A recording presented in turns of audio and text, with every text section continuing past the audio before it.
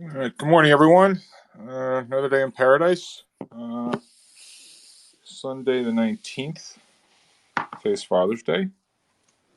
But there's a lot going on. So Jim and I were going back and forth, and we said we need to do a space. So his voice needs to be heard in the public square. And so let's get on with it. So here we are. So much to talk about. Welcome, Jim. Good to see you. Uh, Good to see you, George. Happy Father's Day happy to you. Father's Day to you. So let me just riff on a couple things, and then we're going to get into it.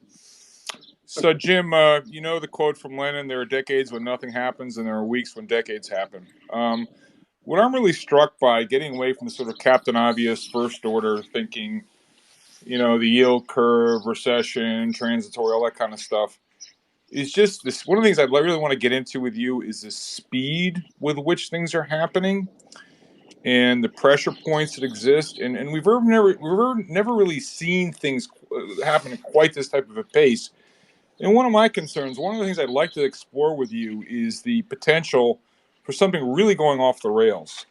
Because let me just frame the discussion here a little bit. I know there are a lot of things we can talk about. I'm going to put up in the nest some of the tweets you sent me, and I want you really to take over the stream of consciousness. But just some of the things that are top of mind for me.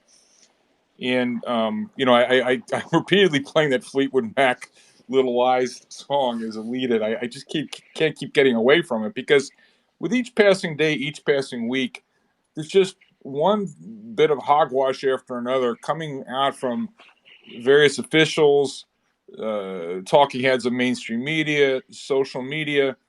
And one of the things I like about you very much is, you're one of these hard-nosed, straight Midwest straight shooter type guys, and literally people are just making stuff up from, and I don't want to make it political because it happens on both sides of the aisle, but you listen to stuff coming out of the administration, the Fed, CNBC, the Cartoon Network, Jim Cramer. I'm going to name names, all right? Kathy Wood, Raoul Pal. I'm going to go down the list, okay? Because they say you should praise specifically and criticize generally. I actually think in this day and age that's not true anymore because too many people are getting away with too much nonsense. They're literally just making stuff up and they're not being held accountable.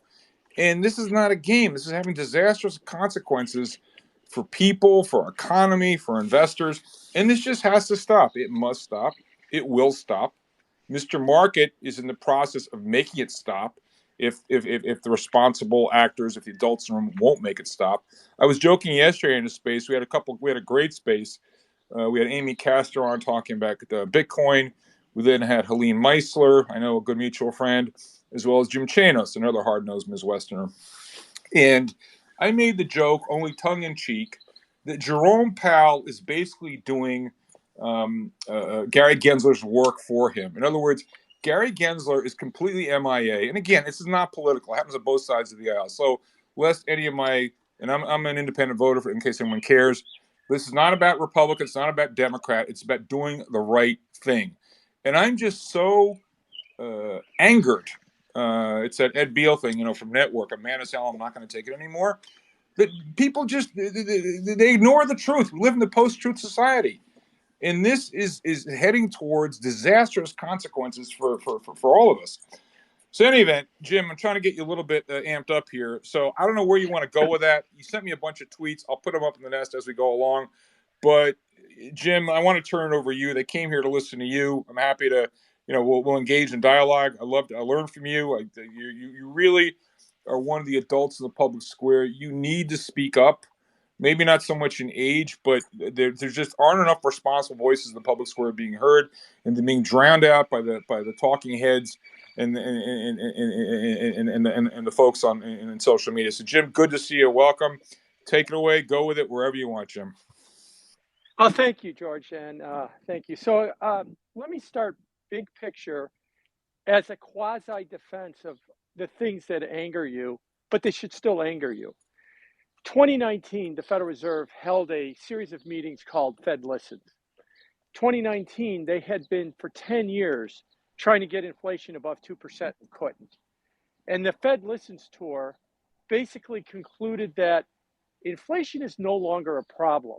We can run the economy super hot That will get the unemployment rate down. That will get people that have a hard time finding a job, a job. Okay, I'll go with that. In 2019, that might have been the right prescription. 2020, we had a pandemic. And throughout all of human history, pandemics change a lot of things. And I've argued this before and I'll say it here. We are not going to go back to 2019 probably ever again. Now, I'm not saying that we're in a dystopian world. We're in a different world. Doesn't mean it's better or worse. It's just different. The Fed then, from their Fed Listens tour, took the prescriptions of 2019 and they instituted them in what was called the new framework in August of 2020, a few months after the pandemic began. That was, we're going to run the economy hot. We're not going to raise rates till we get to full employment, which is 3.5%. And throughout 2021, when the inflation rate started up, as Mohammed El-Arian calls it, they created the original sin. They said it was transitory.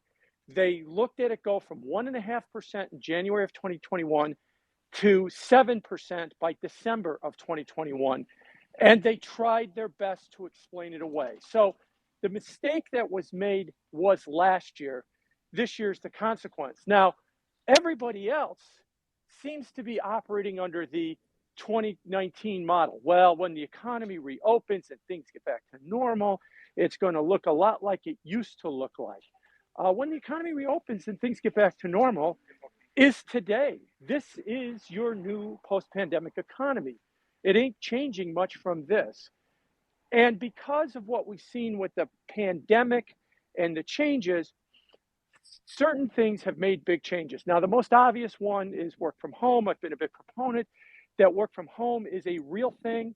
It's not going away ever. It's only going to increase.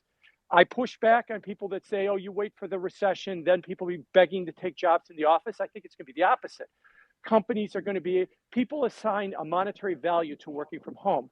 So I'm going to cut your pay, but I'm going to give you extra days at home during the recession. So it's probably going to, that's my take, that it's probably going to increase. Because of that work from home change, your consumption basket changes. If you're home 2 or 3 days a week now, when you weren't before, you're consuming more things, less stuff. That's why the supply chain is chronically choked. And that's why we have inflation. And then the final part of it is even the retailers are struggling to get it. The Walmarts and the Targets, which are having bloated inventory problems. I think if you dig down in that, there is an element of the economy slowing down. But there's also an element of, oh, when the economy reopens, quick, get out what we sold in 2019. Buy and stock the shelves like it's 2019 and it's 2022. People don't buy the same things. So they kind of ordered the wrong stuff, which is why they have a bloated inventory. And what we need for the economy to kind of heal itself, big picture, is a recognition we're not going back to 2019, an understanding that the economy is different. How's it different? How do we go about changing the supply chains? How do we go about changing manufacturing processes or what we make so that it fits the new demand for the economy? Sorry about the traffic. It should pass in a few seconds here. And we're not having that conversation right now. My favorite whipping boy on this is Dave Solomon. He's the CEO of Goldman Sachs, who's been pushing to get people back into the office 5.0. And he keeps insisting that in 2024, 2025, when you go to Midtown Manhattan, it will look exactly the same as 2019. He's essentially said that in so many words. And I don't think it's going to. Again, I am not arguing that it's dystopian or worse. I'm arguing that it's different, and that's why we're offsides, and that's why we have this chronic inflation problem. Now, one last thing, and then I'll pivot to the markets a little bit. Because we have this chronic inflation problem, there was still a belief in transitory inflation. All the inflation rates peaked.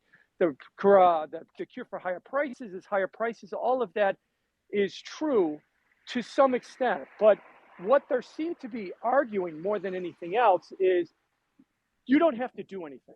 Just sit there, just wait. The inflation rate will peak. It will come down. Everything will magically take care of itself. It won't.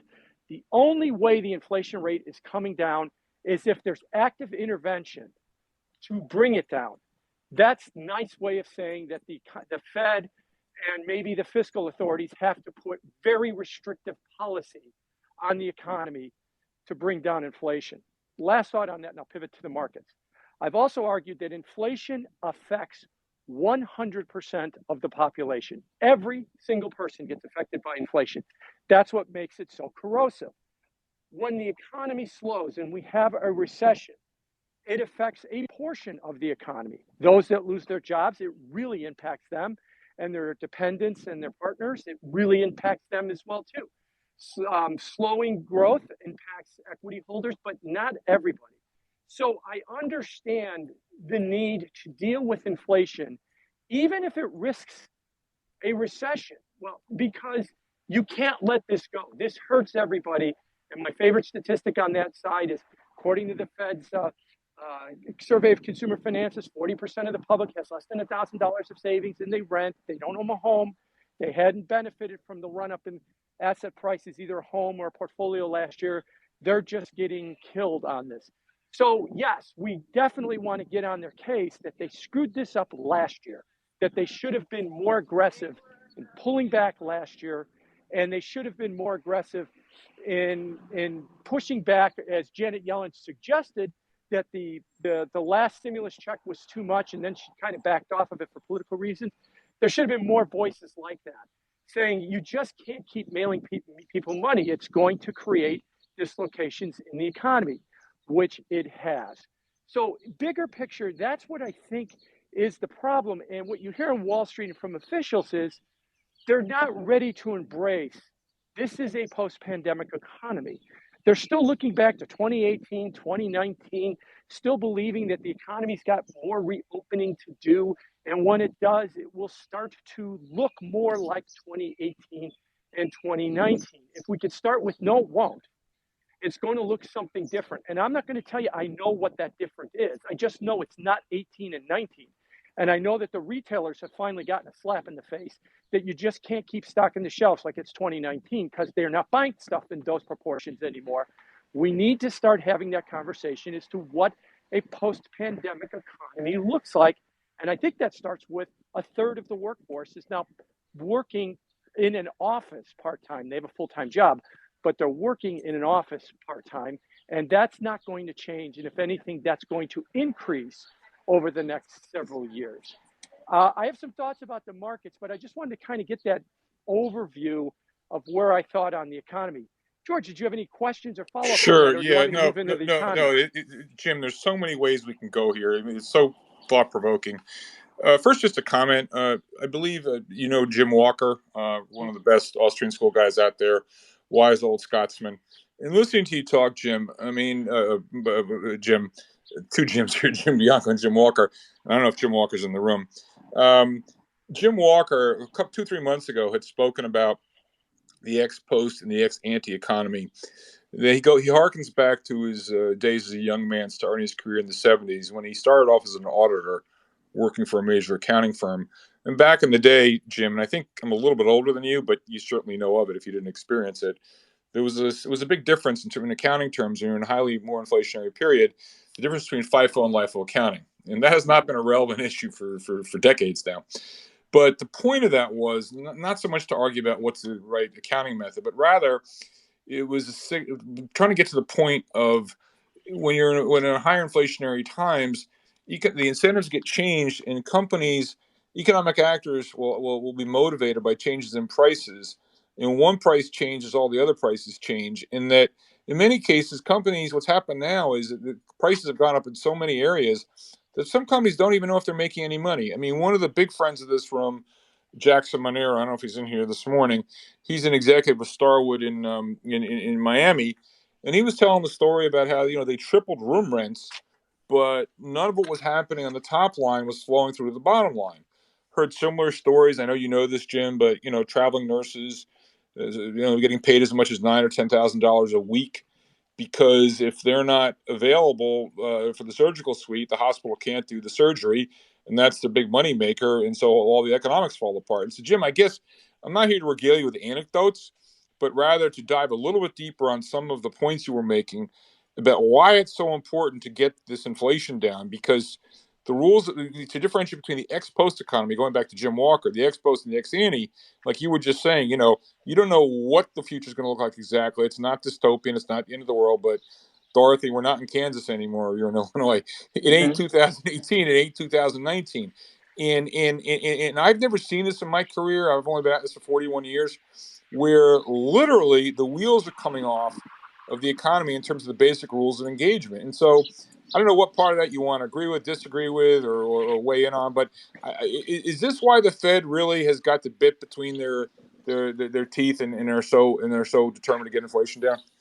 Yeah, I think that, the other one anecdote I'll give you real quick that is my favorite is in March of 2021, Procter and Gamble said that they were going to raise prices, and then they pre-announced that they would raise prices in September, and then they would have their economists put out a white paper explaining why they're raising prices. You fast forward to July of 2022, they just raised prices. They announce it at the end of the quarter what they've done. There is no more explaining. There is no more pre-announcement. It's just they're going up this week, and we don't even tell anybody. They're just higher now. That's how much attitudes have changed in terms of prices. But I do think you're right that it is about why we have inflation and what will it take for it to go away. And I think we have inflation again because I think that things are out of balance in the economy, that we've changed our consumption patterns. It hasn't quite met. We've also changed our attitudes because of the pandemic. Maybe there's a bit of a moral hazard by some people. Hey, when the shit hits the fan, they mail me money, so don't worry about it. That's the public's version of the moral hazard. And maybe it is that other economies are starting to adjust. The Chinese are still consistently looking at zero COVID as their ultimate goal. They're never going to meet it. Their economy is going to be in some state of lockdown for a long time, and they're the manufacturer of the world. None of this stuff is going to get fixed without active intervention. This wait until it goes away and wait until the glut comes and prices plunge, I think is a mistake. They're not going to. They will eventually. They're just not going to do it on their own. There's going to have to be some changes for that to happen. Hey, Jim, let me Yeah, interrupt. You and I have been on the same page on this, but maybe I think for the benefit of the room, be useful to get into it a little bit deeper. This idea of a softish landing, okay? Um, right. you know, I'll tell you when you can stop laughing. Could you explain? I mean, we've still got the policy rate so far below inflation, and Stephen Roche and Henry Kaufman 6 months ago were talking about this, and you had talking heads like Mary Daly who are diametrically opposed, and it's sort of like you don't know if there's something out of the onion or whatever, but has the Fed? Can you explain why a softish landing is really highly unlikely? One and two, does the Fed really understand this and believe this, and have they embraced this, or are they just kind of doing this out of necessity because of the political imperative? I think they're doing it out of necessity for the political impairment. The metaphor I was going to give you is I saw the tweet you sent out when you were at the Celtics Golden State game the other day. I guess in theory, George, you and I could stand 35 feet from the basket with 19,000 people in the stands and hit 10 in a row, in theory. But you'd be better off buying lottery tickets. It's probably got a better payoff. We're not Stephen Curry, or Steph Curry, excuse me. Yes, it is. What I'm trying to say is it is theoretically possible that the Fed could raise rates, slow the economy just enough to bring down inflation, bring down prices, but not enough to sink it into recession and problems. But that's like you and me standing at 35 feet from the basket and hitting 10 in a row. It's just unlikely to occur. So I don't want to say that, it's impossible. It's just such a long shot that it shouldn't even be a consideration. Now, I get it. Officials can never announce that we're going into recession. Officials can never say that things are going bad because, especially in 2022, because then the next question is why, and it's their policy misjudgments that is the primary catalyst for this. So, yes, they're going to say softish landing. They're going to say we're going to avoid this stuff and the like. And so, I mean, I expect no less from them, but I don't really take that very seriously. So, am I wrong there, George, or can you hit 10 in a row from behind the arc? You're right. It can happen. All right. So, Jim, before we get into questions, one of the subjects I'd like you to address, and I realize this may sort of trigger some people, but fortunately, they're only friends on the stage right now, so they'll just have to be triggered in silence. Jim, we've got Amy Castor in the audience, and one of the things I'd like to talk about, and we're going to come back to everything we've been talking about for the last 20 minutes, but I really think we need a few minutes here on crypto. It's Yep. top of mind. Um, a few things. A, what do you think's going on? I believe I know you know that, but also, Jim, I want you to clarify your position. I know your position, but in the world of social media where things are misunderstood and taken out of context, you would be triggered if you saw some of the DMs that I've been getting from people about you. Okay. Okay. And Jim, can I just say it's not a good look, my friend? Okay. Please get rid of those laser eyes. It's like, dude, you're asking for freaking trouble. Like, get those freaking laser eyes off, please. Okay. I know. So basically, my position on crypto is everybody sees the laser eyes and they get triggered. I get that. So let me explain my position on crypto. I had been playing in the crypto space on and off since 2017. When 2019, 2020 came, and the whole idea of decentralized finance started to perk up. And I started to understand how some of these protocols like Uniswap and Aave and Banker and Compound and Curve started to work. I said, holy shit, this is going to change everything in the financial services space. Uniswap has less than 20 employees, and the amount of money that turns over on that protocol is almost the same as the New York Stock Exchange.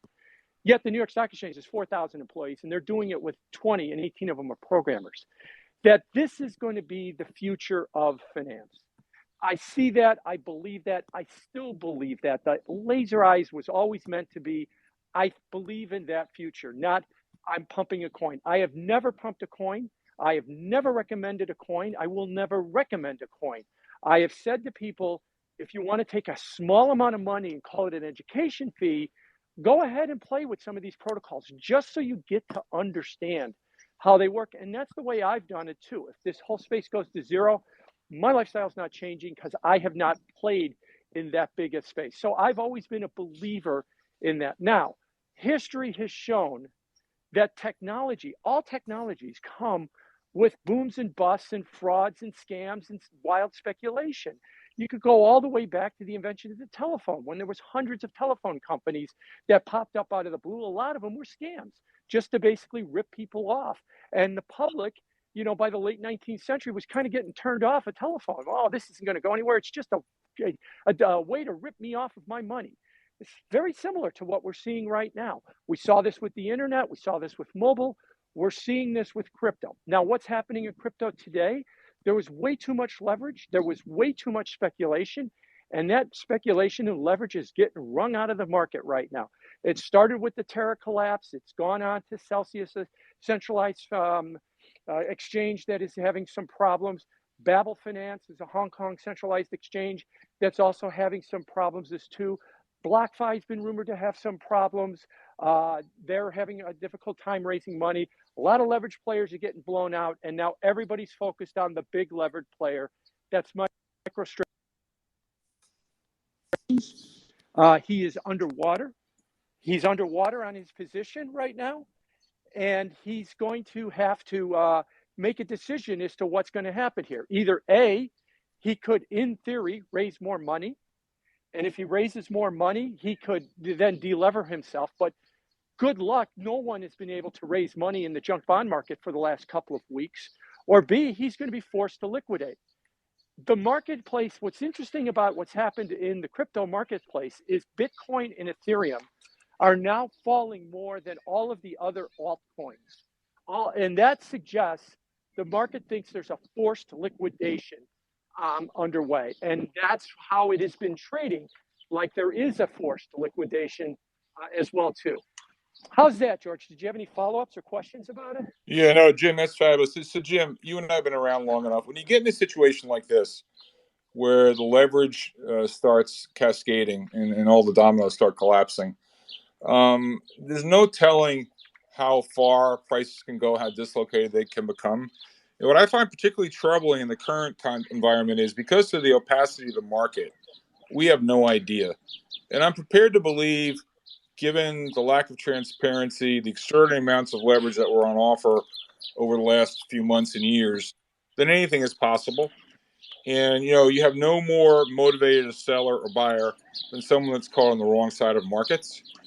And you combine that with and I'll say this respectfully but factually, unfortunately, in social media, people, when they don't like the facts, they resort to ad hominem and insults. But there's a large part of the investor class, and it's not just true for crypto and Bitcoin. It's true for equities as well. There's really been a lack of price discovery. The end purchaser has been disintermediated from the investment making decision, and all they see is price. They have no sense of value. That's true for index buying of equities. It's true for Kathy Wood parading up and down saying how she's going to make 50 or 60% a year for the last 5 years. It's certainly true in the crypto space.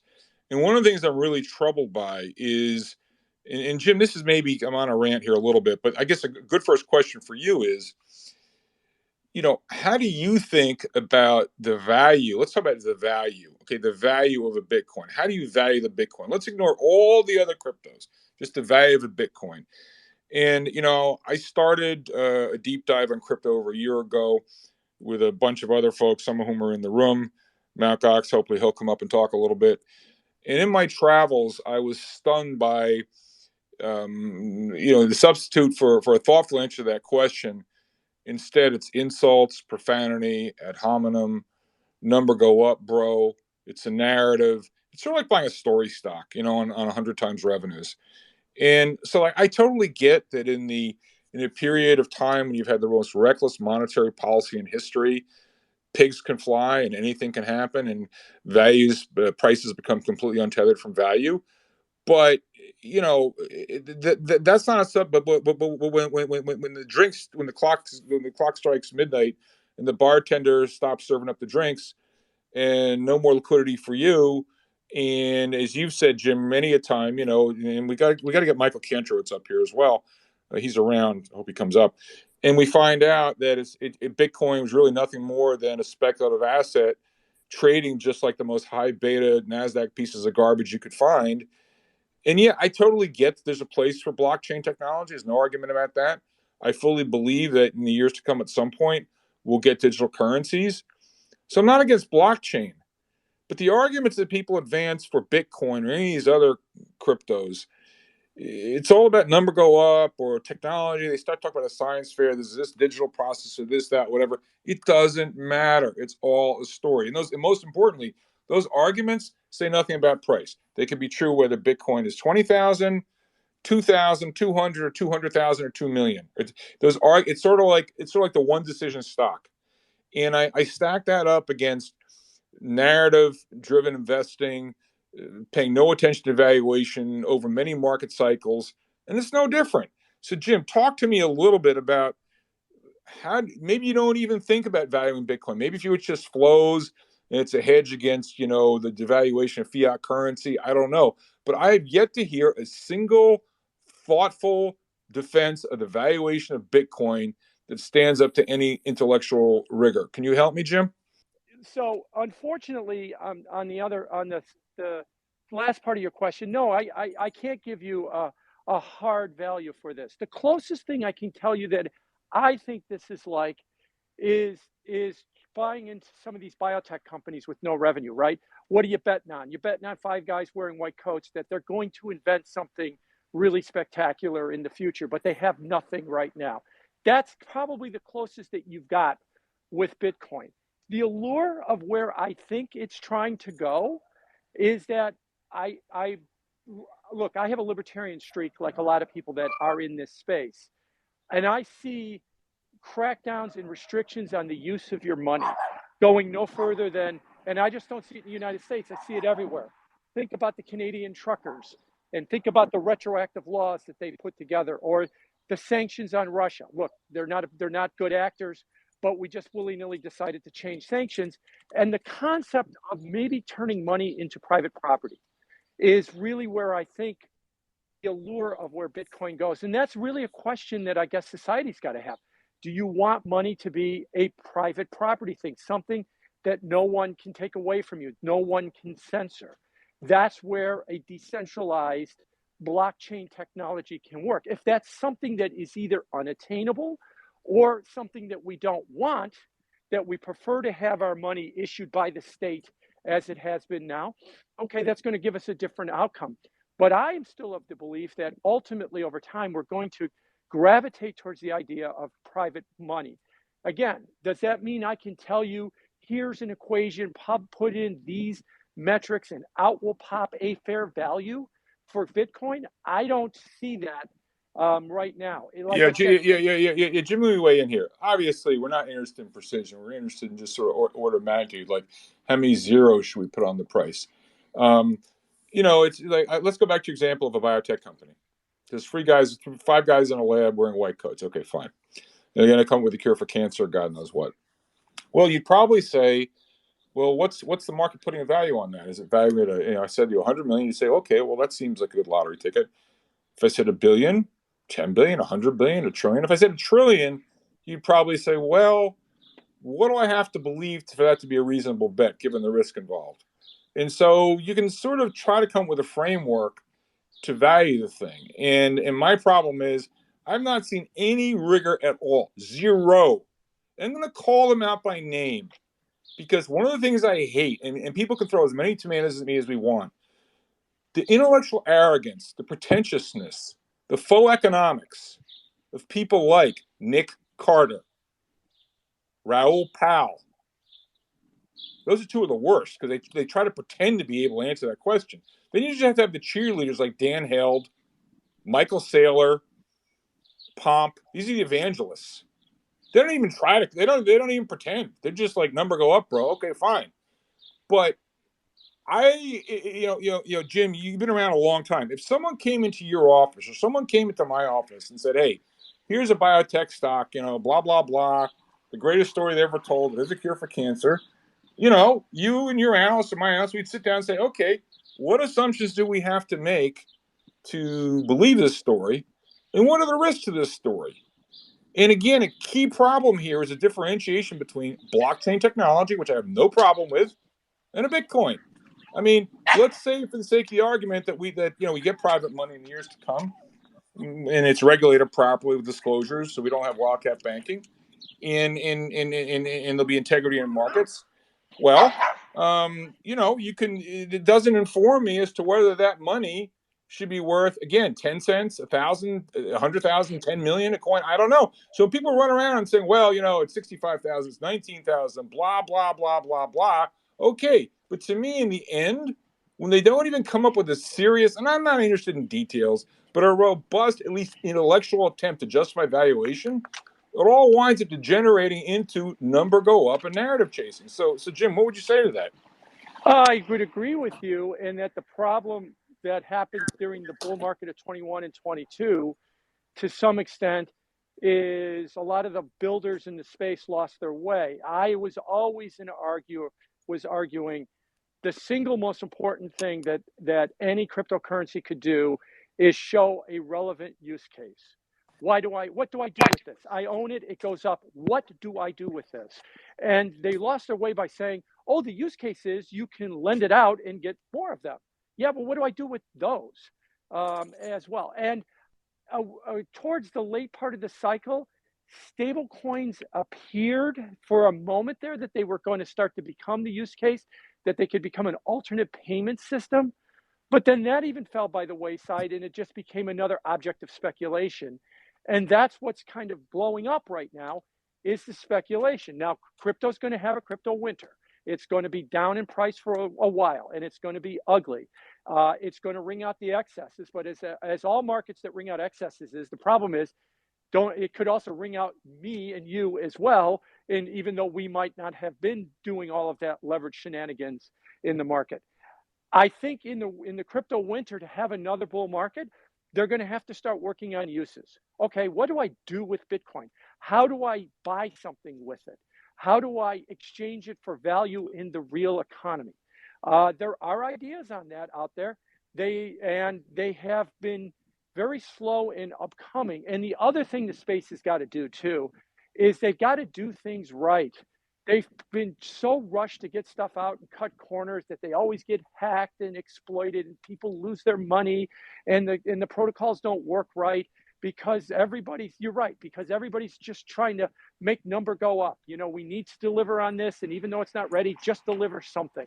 Well, that shit doesn't work anymore, because now I think when you deliver on something and it doesn't work, you're going to be worth zero, and you should essentially be worth zero at that point. So we're going to have a crypto winter.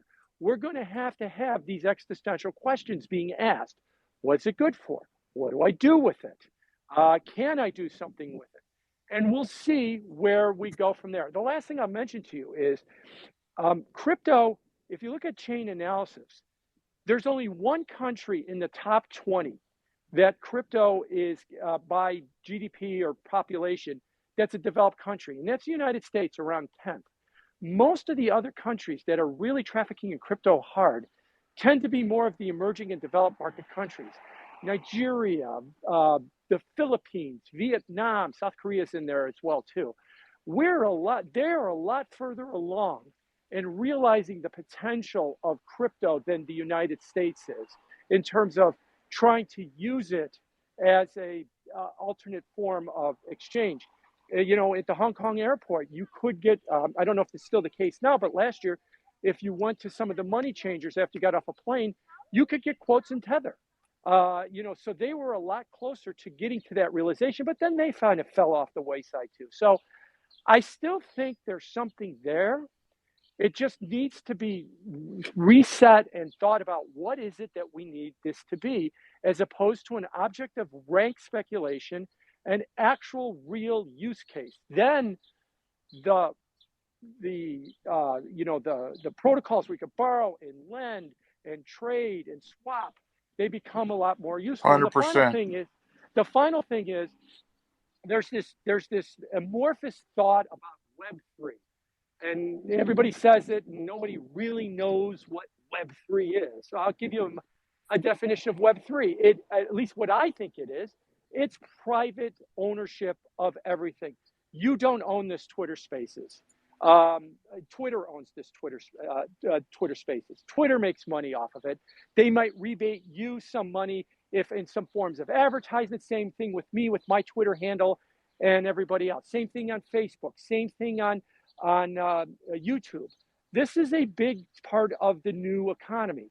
If we could morph this into a privately owned, I own my Twitter handle, you own this Spaces, and that you can then extract value directly from both of those, that might actually become something that could be transformational for the economy. What will drive that? The whole internet will be driven off the blockchain. That's what I think Web3 is. We got to get back to thinking about that. We got to get back to how do we get there, instead of how do I leverage this coin and how do I buy into some protocol that gives me 20 or 30% interest, and I'm not exactly sure where the 20 or 30% interest comes from. We got to get away from that. We got to get more towards what is the value proposition? What can I do with this that has some use? If we can't do that, then the space is doomed. If we can do that and show some value proposition, then the space has got some real promise to it. Hey, George, can I go for a few minutes? Yeah, well, yeah. So three aces, and then after three aces, I'd like Billy Big Bucks if he's got a question as well. So three aces, over to you. I've got invites out to Green, Thornton, and Cantro, but I think Cantro left, just FYI. Hey, Jim, nice to see you again, my bro. I too am a libertarian and agree with you wholeheartedly on some of the benefits of crypto, Bitcoin, however you want to characterize it. The number of issues. First of all, just an observation. A bunch of hedge funds are blowing up. I suspect they were long Bitcoin and Ethereum and short all the garbage. So if they're getting blown up and blown out, you would think that they would unwind those positions, which would have to go in and cover their shorts on the garbage and sell their longs. So that may explain a little bit of the inverse correlation between the two right now. But George, I was on your tone, the meeting last night. They were having a problem bringing up speakers, so I didn't get to come up. But 95%, Jim, of the value propositions that Bitcoin was supposed to deliver on the promises of Bitcoin over the last number of years have all been proven false. Okay, store of value, replace the dollar, blah, blah, blah, blah, blah, blah, right? So the two remaining value propositions, according to Nick and Tone and these guys, right, is, nobody cares about the price because the technology is so valuable and you can't have your money confiscated. Well, who's the only person who cares about that? Is somebody who acquired their money illegally. I don't know one single legitimate businessman who's made millions of dollars who would invest in Bitcoin and have absolutely no problem at all with it going down 60% in value just for the benefit that the government can't come and confiscate it. Okay, so they're catering to a very small market. Now, I lived in Africa for a decade, in the Zimbabwe's and the Nigerias and Sierra Leone's and Zambia's and Congos, and you're 100% right. There is an enormous need for something like this over there. That's a topic for another day.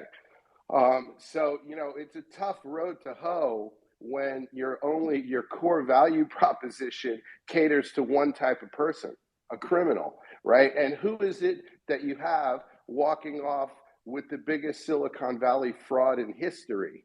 Okay, .com was a Silicon Valley fraud.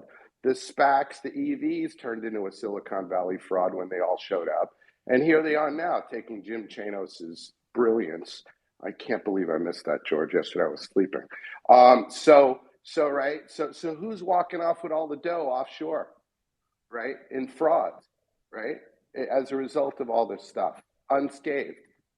The crypto guys, right? So just it's like, forget all the technology features which stopped selling things 2 decades ago. Let's talk about value proposition, to the actual marketplace. If you're not a criminal, you don't give a shit about that stuff, right? You can still use your Amex in every country in the world. I do, right? To pay for stuff. I mean, where is this, forget the techno mumbo jumbo bullshit. Where's the core value proposition outside of that stuff? Well, a couple of things. Criminality, I think, has been vastly overstated in terms of who's been using this space. I mean, this goes back all the way to Silk Road that it got tagged with that idea, and it hasn't really gotten away from it. The other one that gets vastly overstated is the amount of energy uses. But Ethereum's about to move to proof of stake, and that will reduce its energy use by 99%.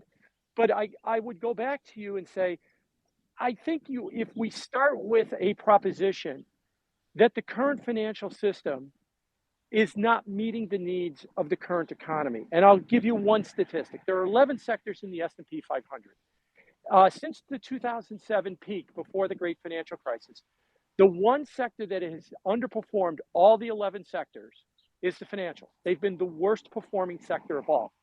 And it used to be energy, but now that's even rallied enough that it's financials. And within financials, the banks have underperformed the broader financial system.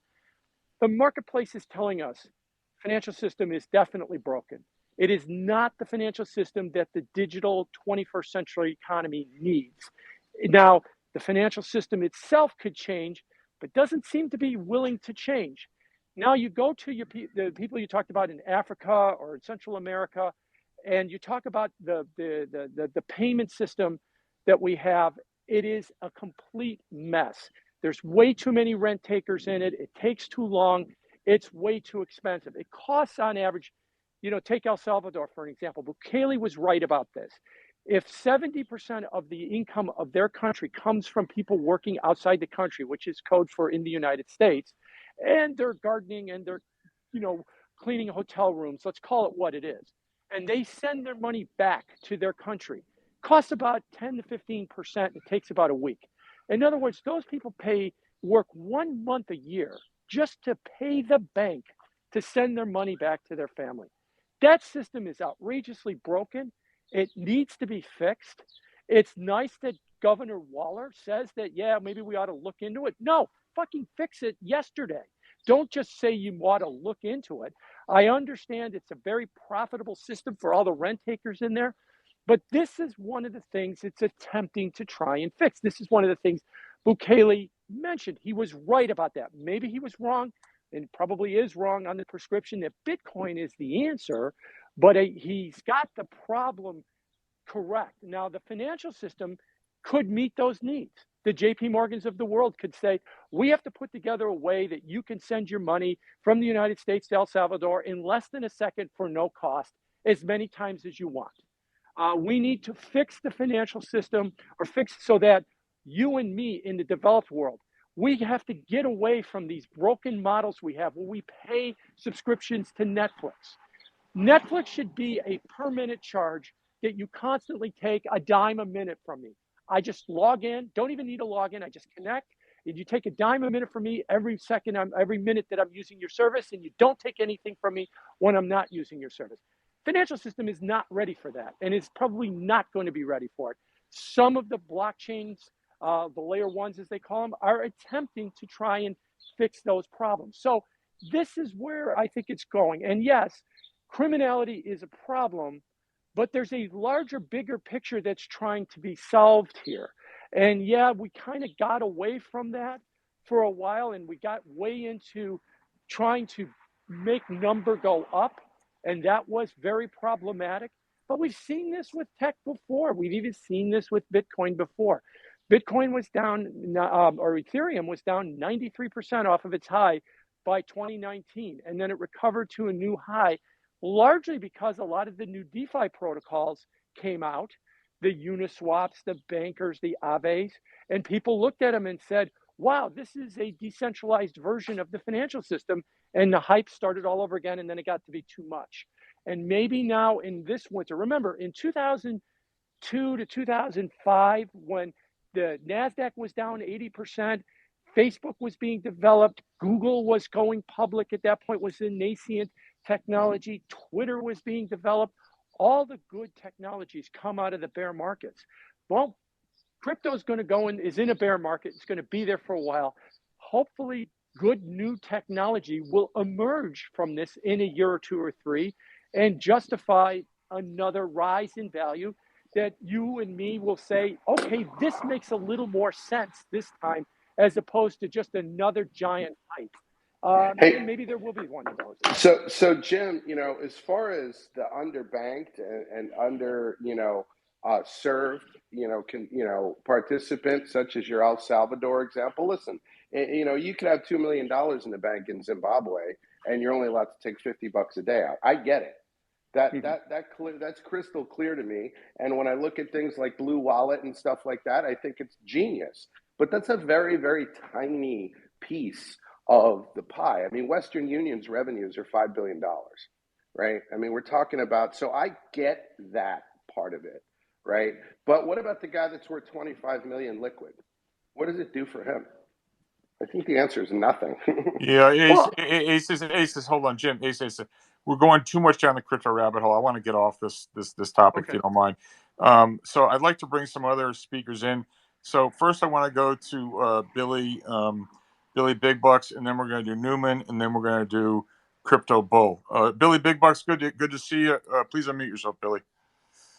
How are you? Hi, George. Hey, what's going on? This room will probably go for a couple hours. We can talk a lot about markets more generally and whatever, but specifically, I don't know how long Jim is going to be here. If you have any comments or questions for Jim, that'd be great, Billy.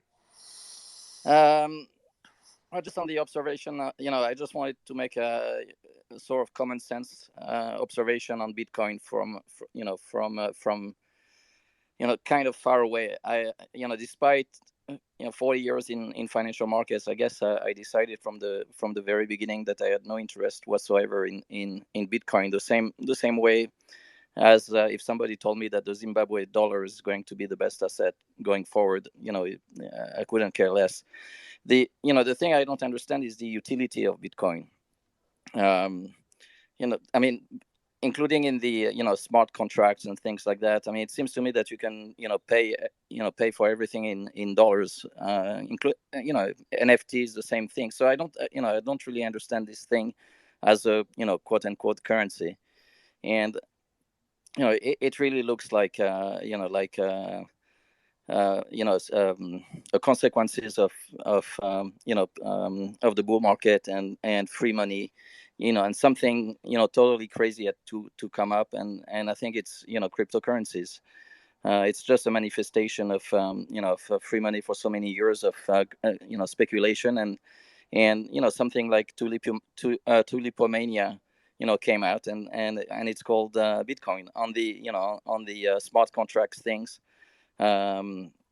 Obviously, maybe maybe it is a new technology, but the same way. I mean, for example, is there one listed company which is a pure play in smart contracts?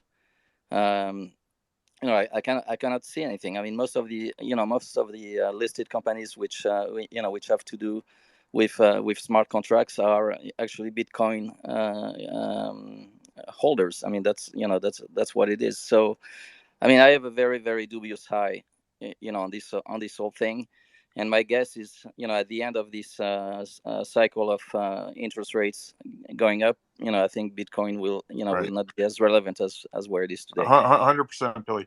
All right, so can I make a quick comment on that too? Is that you're right about that last statement? Yeah, you're right about that last statement.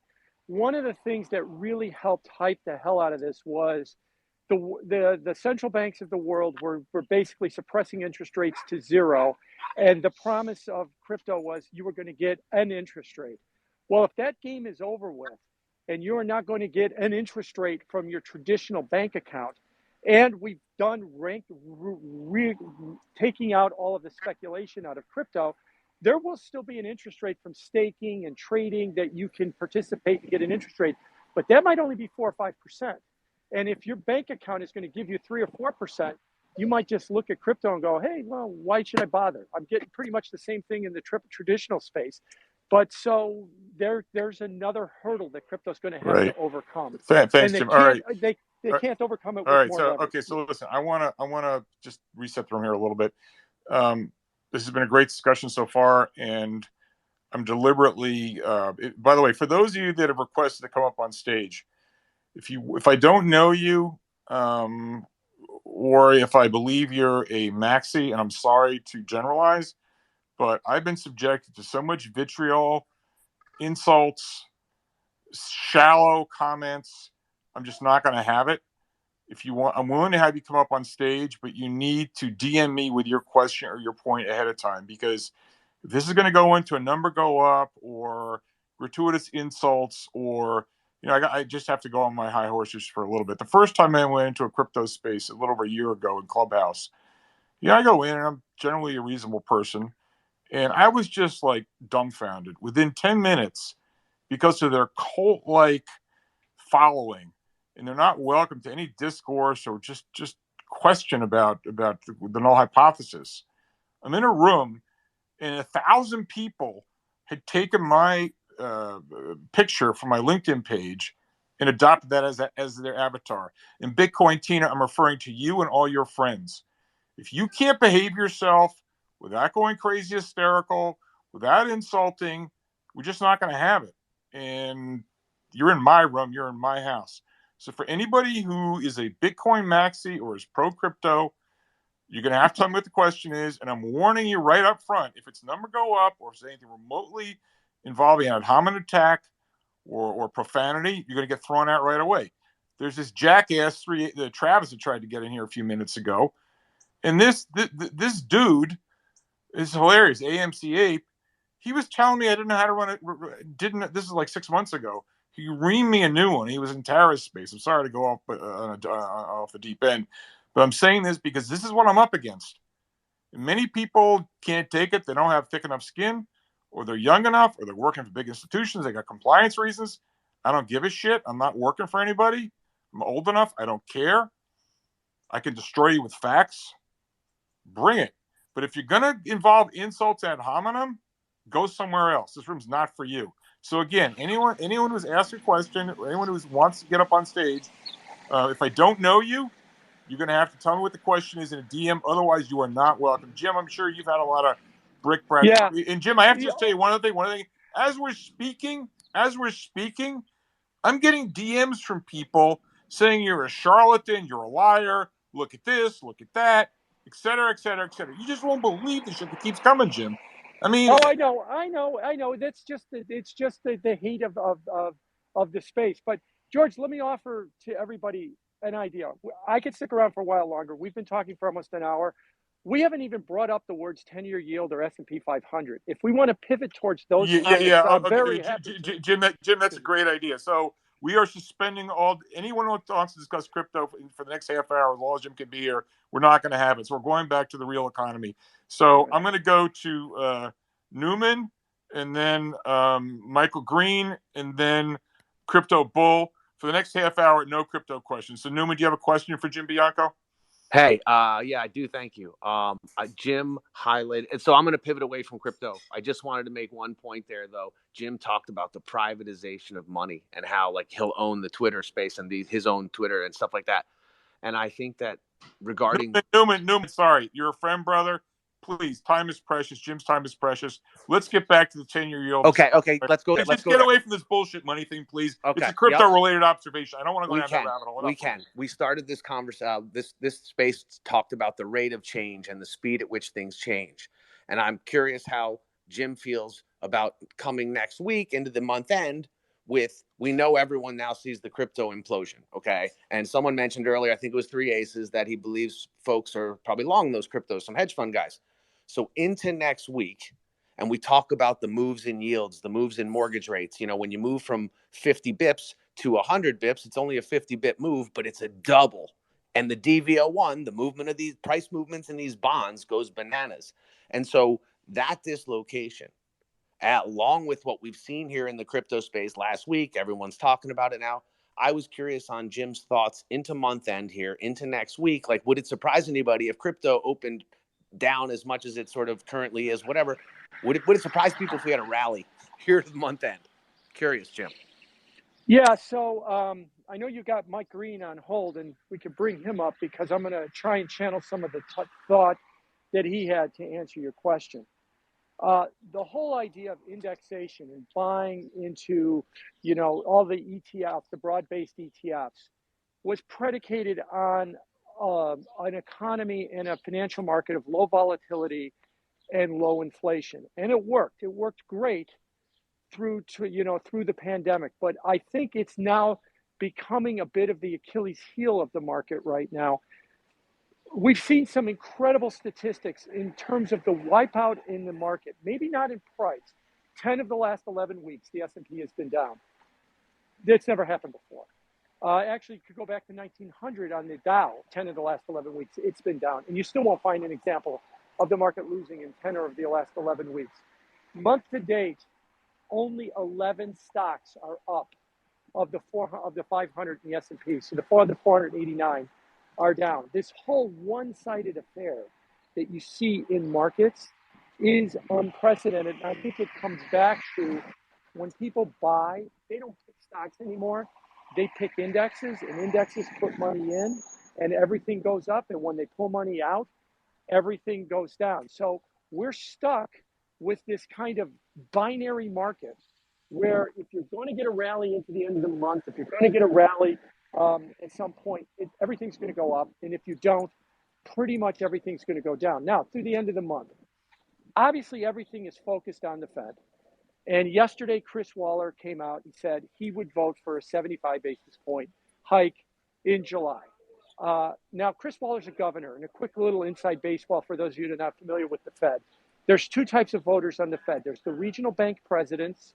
There's 12 of them across the country. There's one in Boston, there's one in Chicago, there's one in New York, and a bunch of other places. And then there's governors. Regional bank presidents dissent all the time. Esther George dissented last week. She wanted a 50 basis point hike, not 75. She's the Kansas City regional Fed president. But governors, no governor has dissented since 2005. So if Chris Waller, a governor, is saying, I'm going to vote for 75, that's code for I'm going to dissent if we don't do 75 in July. And to the Fed, you and me that might think that this is all BS, to the Fed, this is dead serious stuff. They take this stuff serious.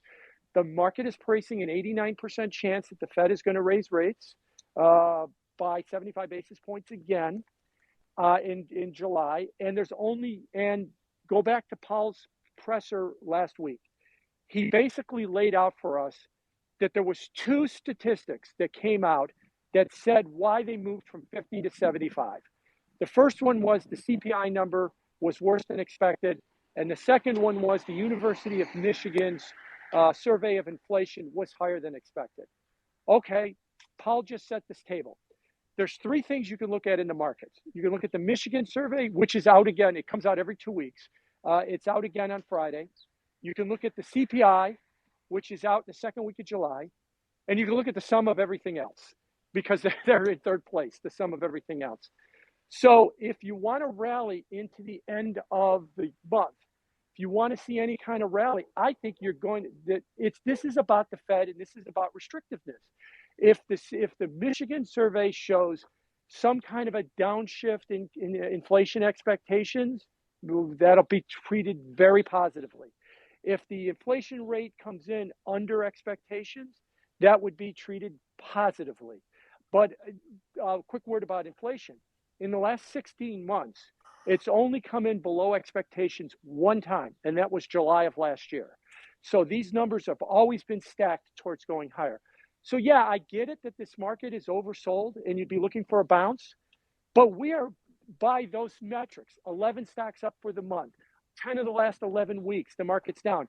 A couple of the charts that I sent to George, one of them shows that through June 17th, of the last 95 years in the S&P, we're down 22.9% through June 17th.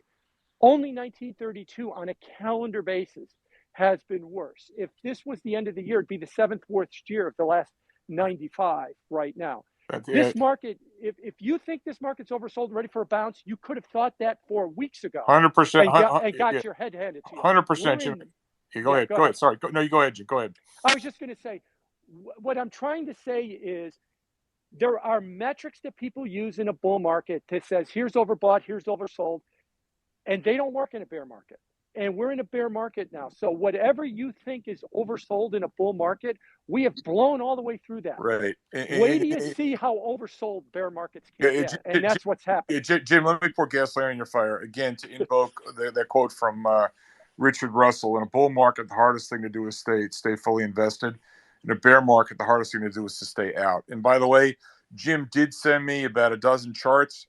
I've not put them in the nest, but instead, if you go to my Twitter feed, you'll see them. They're all there. You can flip through them at your leisure. It's some rather graphic financial pornography. All right. So with that, I'd like to go to Michael Green. I know Michael and Jim, you guys are friends. So Michael Green, and then Vitaly, and then Crypto. Hey, Michael, good to see you.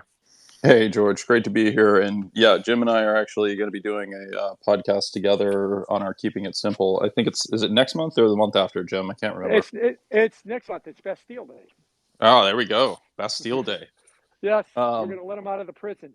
Well, they definitely are going to storm something. Yeah. No, listen, I think so. There's a couple of things I could, hit on crypto, but we're not going to do that. What Jim is highlighting is the dynamic of systematic rebalancing strategies, and there's two really key separations, right? So you have something like a 401k target date fund that couldn't care less what's happening in terms of the behavior of the underlying assets, so they can be as volatile. You can have an earnings recession, you can have anything going on that you want. Credit spreads can be way too tight, et cetera. And they're going to maintain their disciplined allocation to 60-40 stocks, or in the case of a 22-year-old, 95% equities and 5% bonds, et cetera. And they're going to rebalance to that on either a quarterly or a monthly basis, depending upon the provider. Vanguard, for example, does it on a monthly basis, where they have to finish out the month effectively on target. And so what that means is in a month like this one or in May, where you have extraordinary outperformance or significant outperformance by bonds simply because they went down less, it means that you have to sell bonds and buy equities. And we're setting up for something very similar here. It looks, one of the things that I've been highlighting,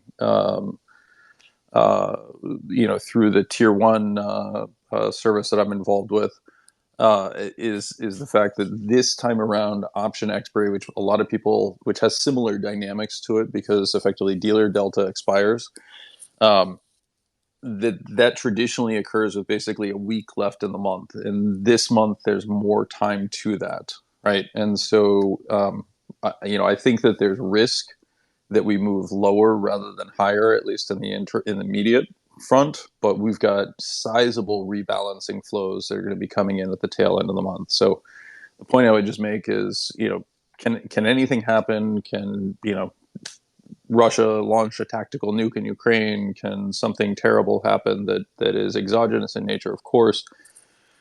But barring all that, there's a lot of buying power that's going to be coming in the last trading week of this month. And unfortunately, that then sends a signal to policymakers now who are trained to think that the markets are offering some insight.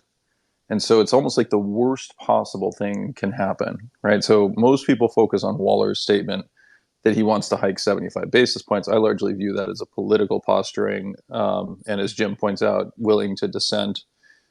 There tends to be political aspirations around that. I would argue that Jerome Powell is in real trouble.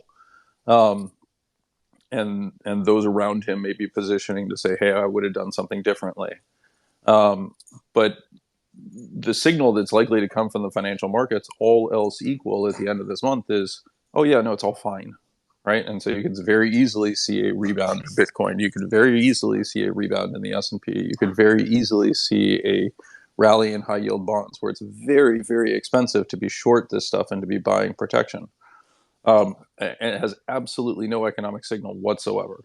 It's just mechanically built into the system now. And there's a very good paper, if anyone's really interested in it, by Jonathan Parker at MIT, called Financial Innovation, the Case for Target Date Funds, or the Case of Target Date Funds, that is really easy to read, super easy to understand.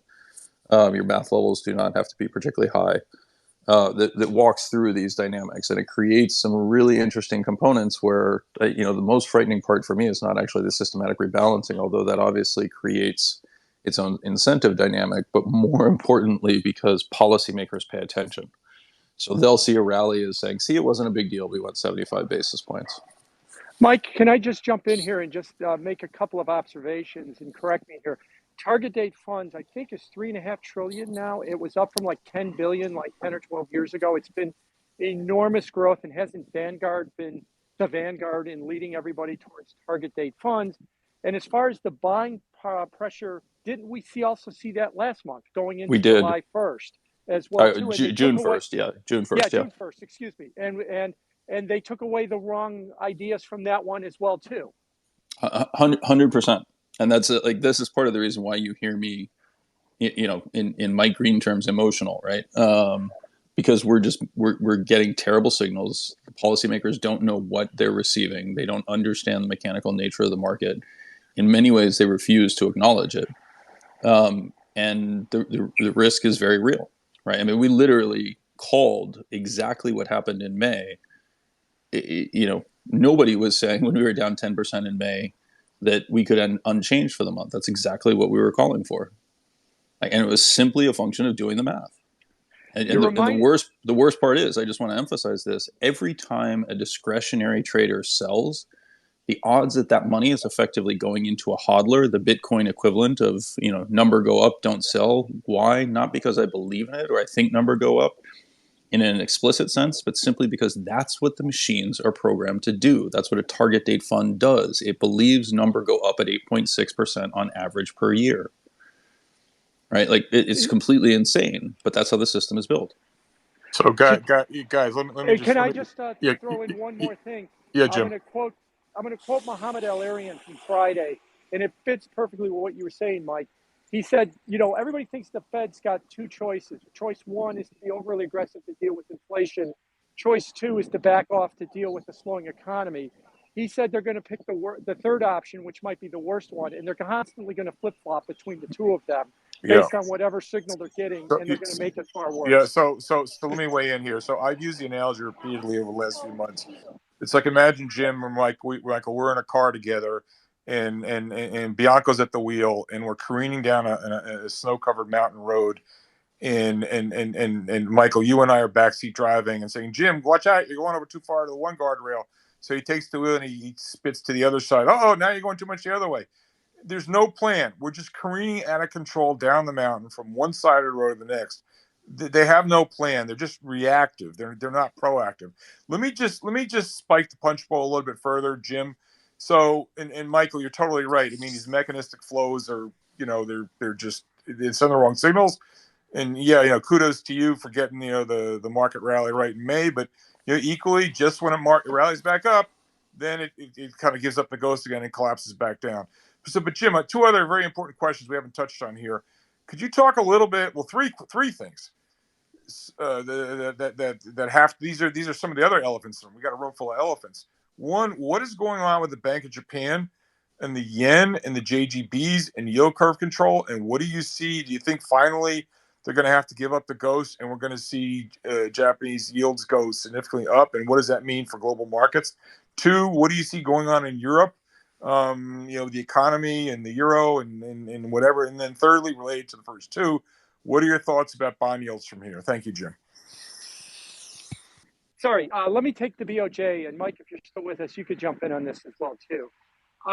They came out again late last week in their meeting, and they reiterated their policy that they're going to continue with yield curve control, targeting the 10-year yield at 0% plus or minus 25 basis points. But everybody's focused on the top end because that's where it's been traded as high as 30 basis points during the week. And then it backed off on the yield curve control. The problem that the Bank of Japan faces is that as world interest rates go up and they hold their interest rates steady, the spread between the two widens. Now, remember, as I like to say for people that are not professional currency traders, when you buy a bunch of yen, you don't get a pallet full of currency. You actually have to do something with it. You usually invest it in government bonds in Japan. But if their rates are not going to go up with the rest of the world's rates to some degree, they become more and more unattractive. So their currency continues to weaken and weaken and weaken. They are doubling down on that policy right now of trying to hold their interest rates down, and they're going to pay for it with their currency being more volatile, and it's going to weaken. Now, they got a bit of a reprieve in the last 2 days because I'll use the 10-year yield as an example. It peaked at 350 on Thursday and ended Friday at 320.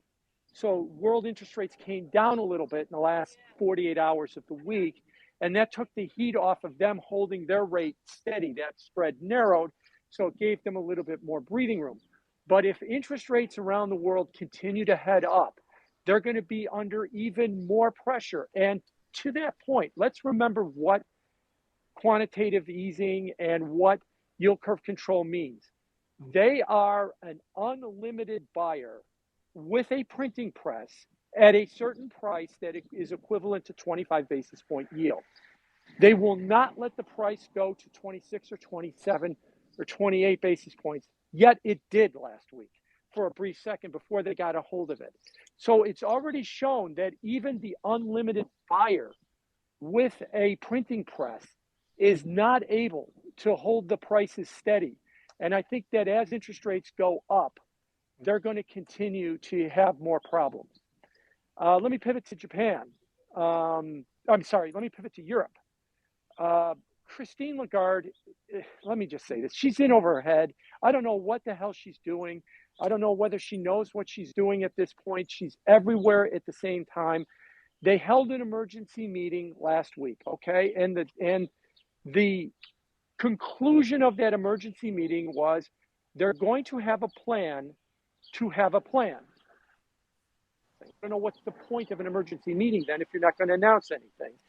And what it is that they want to find a new tool that they could somehow simultaneously tighten policy to deal with rising inflation in Europe, and this same tool can hold Italian and German spreads in because Italian spreads have been widening too much for them. I'll cut to the chase. No such tool exists. Or better yet, that tool is quantitative easing. You can fix spreads with quantitative easing, or you can force spreads to go where you want with quantitative easing, but then you're not dealing with inflation. You can deal with inflation, but then you're going to risk weak sisters like Italy see their spreads widen quite a bit to Germany. But you can't do both at the same time. And it is emblematic of what's happening in Europe. They are slowing into recession, and they've got an inflation problem, and the central bank is not sure what it's supposed to do. So there is the problem that we face in terms of Europe. I fear Europe is where we're going. They're just already there to begin with. Your last question was on 10-year yields. Jim, one thing on yields implicit in the answer to that, I believe. We had the oil price come off a bit, and obviously the powers that be want to jawbone as much as they can the oil price down, engaging in open mouth operations. And as the narrative of a slowing global economy and possible recession intensifies, I can see how the oil price could come off, recognizing that the paper market for oil is 40 or 50 times the size of the physical market. So maybe just killing two birds with one stone. What are you thinking about the oil price? And with that, what are you thinking about bond markets right here? Jim, you're breaking up. You're breaking up, Jim. Oh, okay. Hopefully, I'm coming back right now. Yes, you are. With oil, it was up 7 straight weeks before last week, and it was up a lot. I don't remember the number, but it was up a lot. So usually, every is a function. So if you had a 7-week rally and you were up a lot, yeah, you're going to finish the week down 9% or down 10%. So that in and of itself, from a technical standpoint, shouldn't be a shock because of the big move that we've had higher. Did we see the peak in oil at this point? Boy, that's hard to say, because if you were to just go on demand destruction numbers that we know them now, I would argue no, we haven't seen them. Patrick DeCon of Gas Buddies does a very good job on his Twitter feed of measuring demand destruction. And he's saying we got the opposite. Last week, we had the highest demand for gasoline of any week this year. Now, there's some seasonality in there too, but we're not seeing any demand destruction. But that doesn't mean we can't see it moving forward if the economy is really decelerating.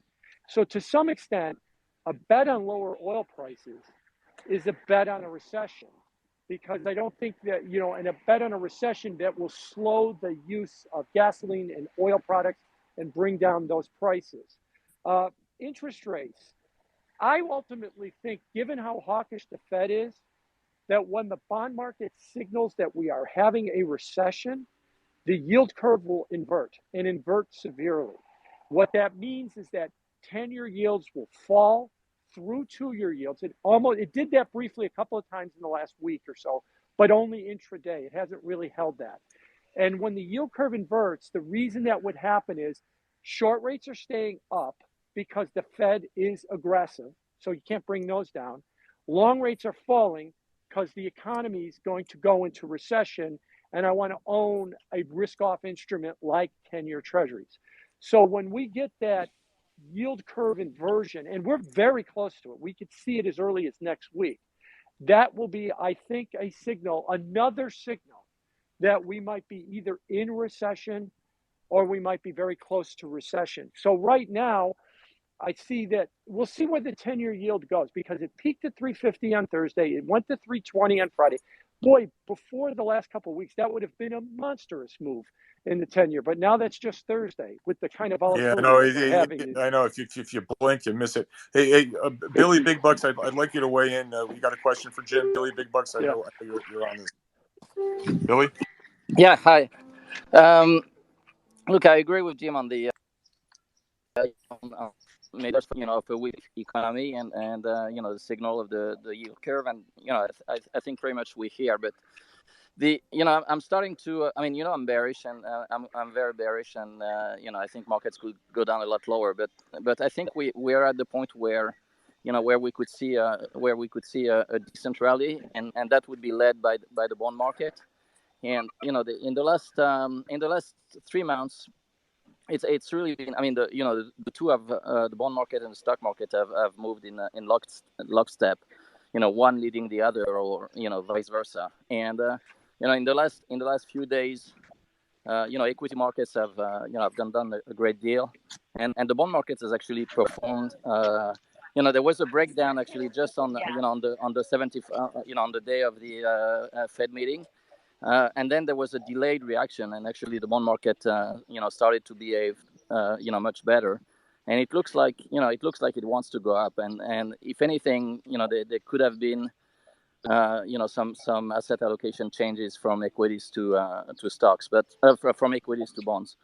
But so I think the move in the bond market in the last two sessions was so big on the upside. I mean, big, being relative, but it was like 2 or 3 points on the 30-year, and the Nasdaq and the S&P just crapped down maybe 10% over 3 sessions, and I think that's set it up for for a rally in equities. That's one. Billy, you're breaking up. Billy, charts and yeah, go.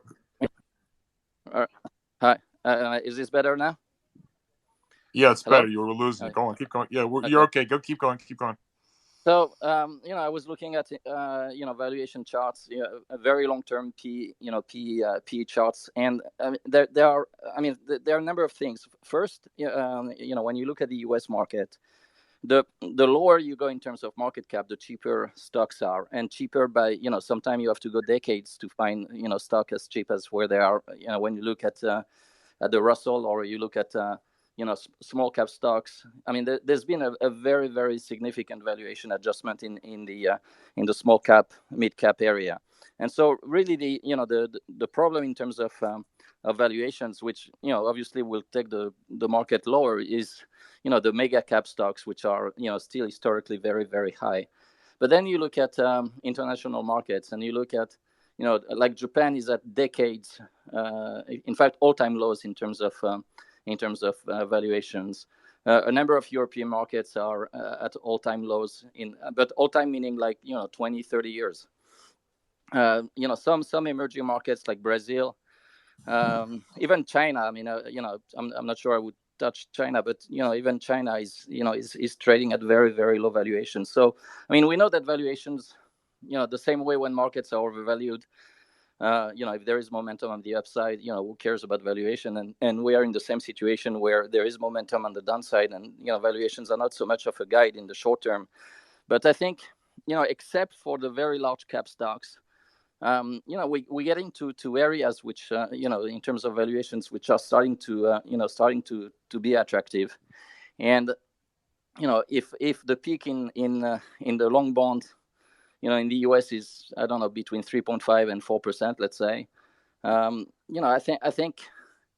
think you can start to to be constructive, at least in your mind, maybe not in action. But the thing, in my view, you want to avoid is to have the biggest short position at the bottom. Yeah. The same way you don't want to have... Yeah, Billy, let me interrupt for 1 second. You've been in this room a couple times. You gave a masterful presentation. For those of you who don't know Billy, really sharp guy. I've known him 35 years. Great investor.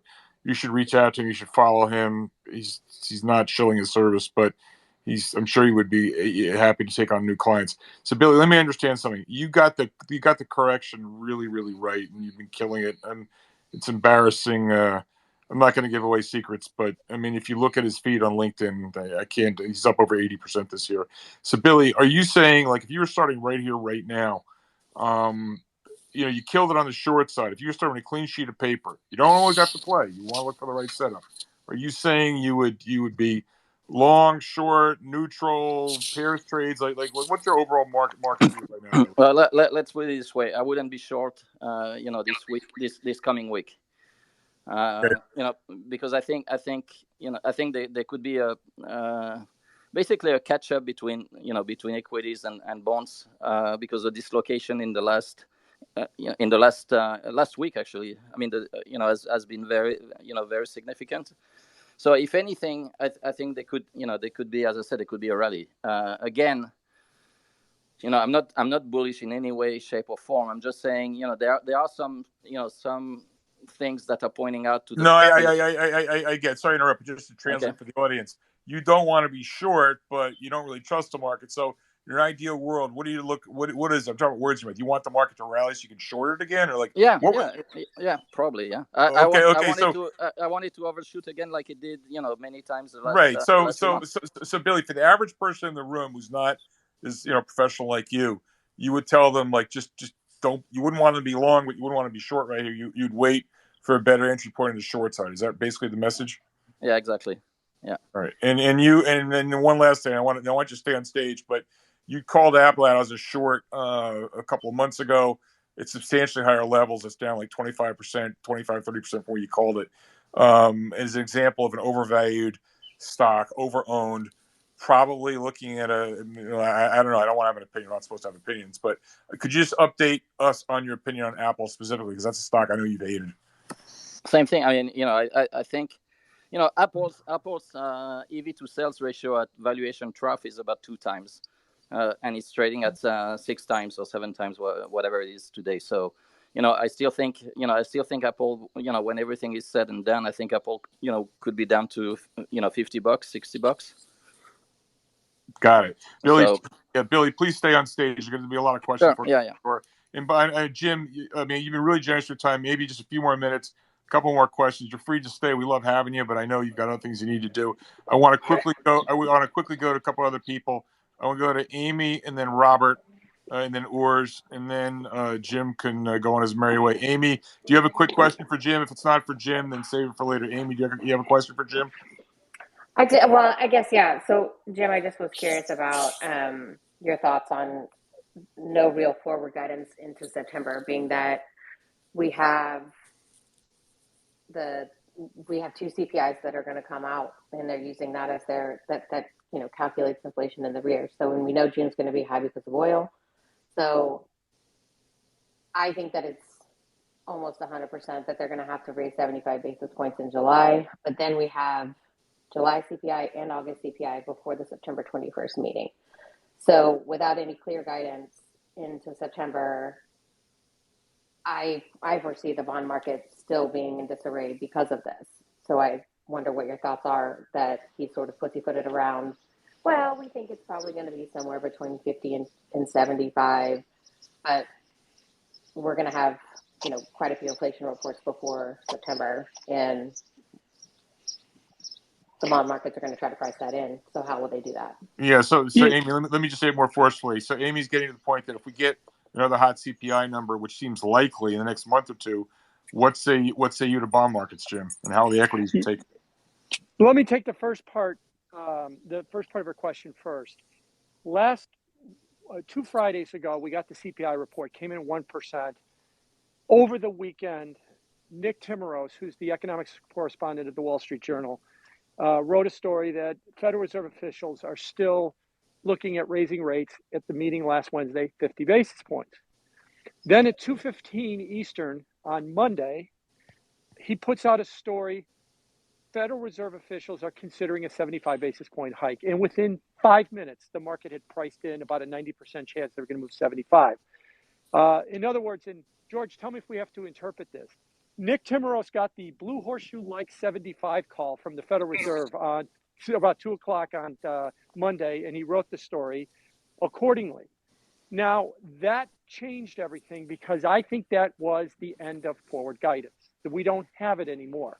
What we're going to have is a reaction to the 2 statistics I mentioned earlier, the Michigan consumer confidence, inflation expectation, and CPI.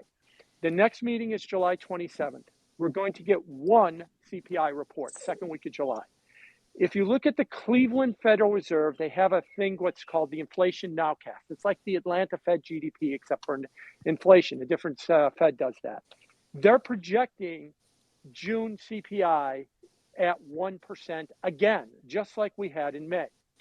Even if it comes in at 0.9 or 0.8, the Fed can't downshift from 75 basis points on a 0.8 or 0.9. That nowcast is kind of the basis Wall Street uses to make their guesses, and it's actually been undershooting the last couple of months. The number comes in a little bit higher, but it's suggesting that there is a huge number coming for June, and largely because gas prices went over $5, and they're $4.98 as of this morning. They've backed off all of 4 cents from last week's high. So we're looking at another big number for June. That's why the market's got an 89% chance the Fed raises 75. If you look at the September meeting, the odds that they raise a third 75 is 37%. I tweeted these charts out. I tweeted these charts out yesterday. If you want to see them. Now, Hey, why Jim, is it we'll have two. We'll get a CPI yes, report on August. For August will come September 13th. The meeting's not until September 21st. That's what I meant. There'll be two between July and September. Right. That's exactly where I was going. The reason that July is at 89% is you get one number and we expect it to be hot. The reason September's at 37% is you get two numbers. They're still in the future. You know, July and August haven't happened yet, haven't even started. The hope is we get some kind of a back off in the inflation report so the Fed can downshift to 50. But that, by its nature, suggests extraordinary volatility. Just like one of the other charts I sent out was the MOVE index being at 144, which is one of the highest readings. The MOVE, if you're not familiar with it, is think of it as the VIX for the bond market. It's one of the highest readings we've seen in its 30-year history. It was higher only at the pandemic peak. It was higher at the financial crisis peak. And that's about it for the last 13 years. This is the third highest it's ever been and among one of the 5 or 6 highest readings ever. So what it suggests is there is tremendous volatility. As I mentioned before, we moved 30 basis points in a little over 24 hours on the 10-year note between Thursday and Friday. That would have been gut-wrenching just a few months ago. Now it's just Thursday is what we do. So yes, there's going to be tremendous volatility and everything's going to be focused on these CPI reports. And if they continue to show hot, the Fed's going to have to go aggressive. The Fed used their too dovish card last year by saying transitory. They cannot do that now. Even if they believe it, they can't do it. So if we continue to see hot numbers, even if there is a peak, they have to stay aggressive. And so that's why it looks like 75 is done for July, unless the economy completely implodes on itself in the next couple of weeks. And the September meeting, we've got 2 more numbers coming, and that should just lead to just unbelievable volatility. CPI is now, I think, for the moment, replaced payrolls as the economic volatility event of the month. So Jim, so take that as a given. Let's use that as our baseline, and now add on the fact that we're just starting the QT. It's only just started. Like, to steal the line from Margin Call, Mr. Bianco, I understand that you're an expert in macroeconomics and markets. Explain to me why the market shouldn't really take a dirt nap, given that the QT is now only really just starting. Yeah, so by the way QT is going to work is, so everybody knows, the Fed's balance sheet is going to be reduced by $47.5 billion this month, ramped up to $95 billion a month by September. So they're going to phase it in. And so the way that works is the Fed has 2 big coupon payment, all treasuries, let me back up, all treasuries coupons either have a expiration, a maturity date of the 15th of the month or the 30th of the month. They just had a big one last week on the 15th of the month. A lot of bonds rolled off, and what they do is if they have $100 billion worth of bonds roll off, they will buy $53 billion worth of bonds to replace those roll-offs so that they reduce their balance sheet by $47 billion. In the interim, to plug the hole, they own $300 billion worth of treasury bills, and those mature every week, and they get rolled over all the time. So they can adjust it. They could use that to plug the hole. So what I'm trying to say here is, one, they are not selling anything. They are letting stuff mature, and then they're buying less to let their balance sheet fall. So there is no QT selling as of this moment. There might be some in the mortgage area. That's why one of the things I think that's got the mortgage market, in a state of chaos. The spreads are the widest they've been in almost 40 years, and the volatility is way on the moon as well too. But that's to remain to be seen. So QT is going to be more about letting stuff mature, not buying as much, letting the balance sheet decline. Now, why is that? I think the Fed has been fairly clear. They're scared shitless of QT. They don't know what it means. They've got really no experience with it. The last time they tried QT in 2018 and 2019, it kind of blew up in their face and created all kind of volatility. And we had to have the Fed pivot, or the Powell pivot, where he changed course midstream because the markets had such a bad reaction to it. So they're going to try and do as little as possible when it comes to QT. And if they need to get aggressive, they'll hike 75, and they'll hike 75. But they would never say, well, we'll just hike 50 and we'll start selling more bonds. They won't go that route just yet. I think they're scared of it. But you're right. The Fed has been one of the big buyers. They've printed money to buy bonds, and now that buyer is gone, and now that buyer is not rolling over. So that means the private sector has to find another $47.5 billion buyer in order to cover what the Fed was covering. And the way you do that is with lower prices. And that's exactly what we've seen in the bond market: higher yields and lower prices. Hey, George, can I just ask a quick question? Hey, Jim. Yeah. Keep it quick, Aces, because I want to get to a couple more. We may want to let Jim go. Very quick. So Jim, my feeling is, the bell curves and standard deviations are fairly well understood as it relates to rates and liquidity, right? We've seen $20 trillion disappear in liquid assets. My thing is, the key takeaways from Jim Chanos yesterday, who's my god and hero, are S&P forecasted earnings are $235 a share, right? And by all accounts, given this massive liquidity and carnage, they probably should be down somewhere around 165, which is a 30% reduction. Isn't that the real God particle in everything we're talking about? And do you have a view there? Because if that's the case, I don't think any of this other stuff really matters if those earnings forecasts and earnings start coming in down there. Thank you. Every recession has the same thing with Wall Street pretending with their earnings forecasts. They're slow to cut them, and they wind up being massively too high when you see the economy turn down. That happened in 2020. That happened in 2008. It happened in 2001, and it's probably going to happen again. I think that 2020 number, or that $237 for 2022 earnings on the S&P, is just it's a fantasy. And it's also, you're right, it's leading to people thinking, wow, the market's down 20% and the valuations look relatively attractive. Yeah, if you think that fantasy of $235 is going to happen, if you're right, and it's more like $160, $170, actually the valuations have gotten worse because the earnings will have fallen by more than the market has fallen, and the forward PEs and everything else will have gone up instead of going down. So I agree with you that a lot of people that are trying to make the valuation argument after the dump that the market has taken are assuming that earnings are going to hold together. That is going to be really difficult if we're in an inflationary environment, because if nothing else, in an inflationary environment, margins are supposed to be squeezed. 100%. Your costs are going up faster than you can pass them along.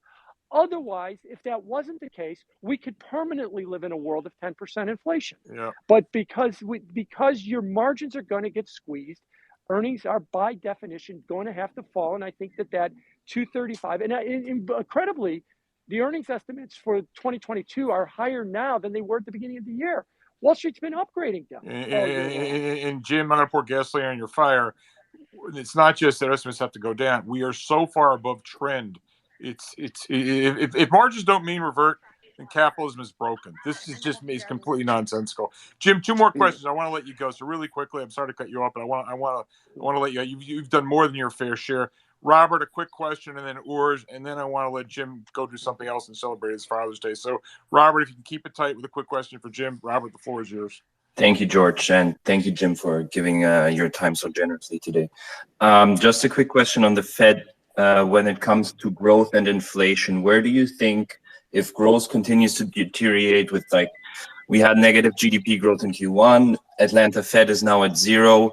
At what point do you think the Fed gets nervous about growth? Because obviously right now all their focus is on CPI, but how do you think they'll balance that going forward? Is it something like the yield curve inverting that you mentioned before that would get them really nervous about that? And then a quick second question, in the CPI basket, where would you look for signs that inflation is actually peaking, or what are the parts of the basket that you think are most important? Because Powell started talking about headline inflation at the last meeting, which usually they ignore. But is it gas prices and food prices that are becoming more relevant for them now? Because, you know, shelter is kind of baked in for the next little while. Core goods should come down. But then there's also the service sector inflation that seems to be impacted mostly by wages, which could continue to rise, which I think is the most concerning one. Thank you. Yeah, so to take them in order, yeah, you're right. Atlanta Fed GDP now, think of it as if you're running a marathon. Atlanta Fed is giving you a split at 15 miles and then projecting what your finish time is going to be. But look, there's still 11 miles to go in the race and anything can happen. And they're projecting it at 0. Last month was negative. That is a technical recession if that's indeed what comes down the pike. So the Fed is very worried about this right now. And I think they're in a box. Let me throw out another fun statistic at you too. So the stock market declined 20% on a closing basis this week. Since 1929, it's had 14 20% corrections. Remember, from 29 to 53, there was no 20% correction because it took that long to make a new high. But every other time, we've had 14 20% corrections. I'm sorry, we had 11 20% corrections. I said that wrong. In 8 of them, the day that we had the 20% correction, we were already in recession on an average of 90 days. The other 3, we didn't have a recession. And the average period, or the last one that we had a 20% correction and didn't have a recession, was the 87 crash. So the funny thing about a 20% correction is it's never predicted a recession. It tells you you're in it already. Atlanta Fed says we might be in it already. I would actually, look at the 70-year low in consumer confidence, the University of Michigan's overall consumer confidence index at a 70-year low. I would actually argue to you that the argument right now is we're in recession. Convince me we're not, as opposed to the other way around. This is scaring the hell out of the Fed, but they're in a box. Go back to what I said earlier. 100% of the public is affected by inflation. They cannot back off the inflation fight. The president had Powell in the White House 2 weeks ago and basically told the public the job to bring down inflation is the Fed's. If he abandons that fight to deal with a slowing economy, the president will say, Jay Powell has failed us. And Mike Green is right. He will be under enormous political pressure. So I think that in a normal period, they would have probably started to pivot or think about pivoting, but they have no choice right now but to go headlong into this ultra aggressive tightening. And that's where I think Alarian's going to be right. They'll eventually wind up flip-flopping between the two. Tighten, because we got to do inflation. Oh, hold on a minute. The economy stinks. Okay, back off. Oh, wait a minute. Inflation's not coming back. Tighten again. And they're just going to jerk us like George was saying, careening down the road from one guardrail to the other is what we're going to wind up doing. They have no choice. They cannot. So I've almost like to say, yeah, we'll look at the payroll report in the first week of July. It's interesting. But if anything, it might even be the opposite. If we get enough, remember, we got 390,000 jobs last month. We do something like that again. That just tells the Fed that they can hike 100 because no one's losing their job. And so we have to be careful of that. Now, the last thing I'll mention, your second half of your question, inflation. Core inflation did go down last month, but headline inflation did not. There's an argument to be made, and I subscribe to it, that core inflation may have peaked. But I'll also caution, the stop going up on inflation is not enough. You absolutely need to see signs that it is coming down rapidly. But the Fed made it very clear they're no longer in the core inflation business. They're in the headline inflation business because it's all become political. They have to deal with this inflation problem. They cannot not deal with it in any way, shape, or form. And yes, they have become reactionary to the price of gasoline. And yes, they can't do much about it, But this is the quandary they put themselves in by not doing something last year. Last year was the mistake. This year is the consequence. So hopefully that makes sense what I just said. Jim's fabulous answer. So hold on. So we're going to do one more question for Jim. The room's going to keep going, but we're in overtime now. All right. So Jim, I mean, this is an hour and 40 minutes from Jim. Jim. I can't thank you enough. This has been an enormously successful room. 1,700 people. You are really helping people out. You are doing God's work. Hold Thank on. you. All right. I got to make two more questions. I want to do Urs. Urs, please make it quick. If it's not specifically for Jim, we'll get to you later. But Urs, if you have a question for Jim, and then I'm going to let Cantro ask the last question. Urs, good to see you. Got a question for Jim? Urs? Yes, thank you so much, Jim. Great to reconnect with you again. Long time since we worked together at UBS Securities. So I just have a few questions here. Years ending in two, like 1932, 1942, 62, 82, 2002, were major lows in the market. Obviously, 1932, the market went down some 89%. But for instance, 1937 to 1942, the market went down also about 52%, and it took about 5 years to get into that low.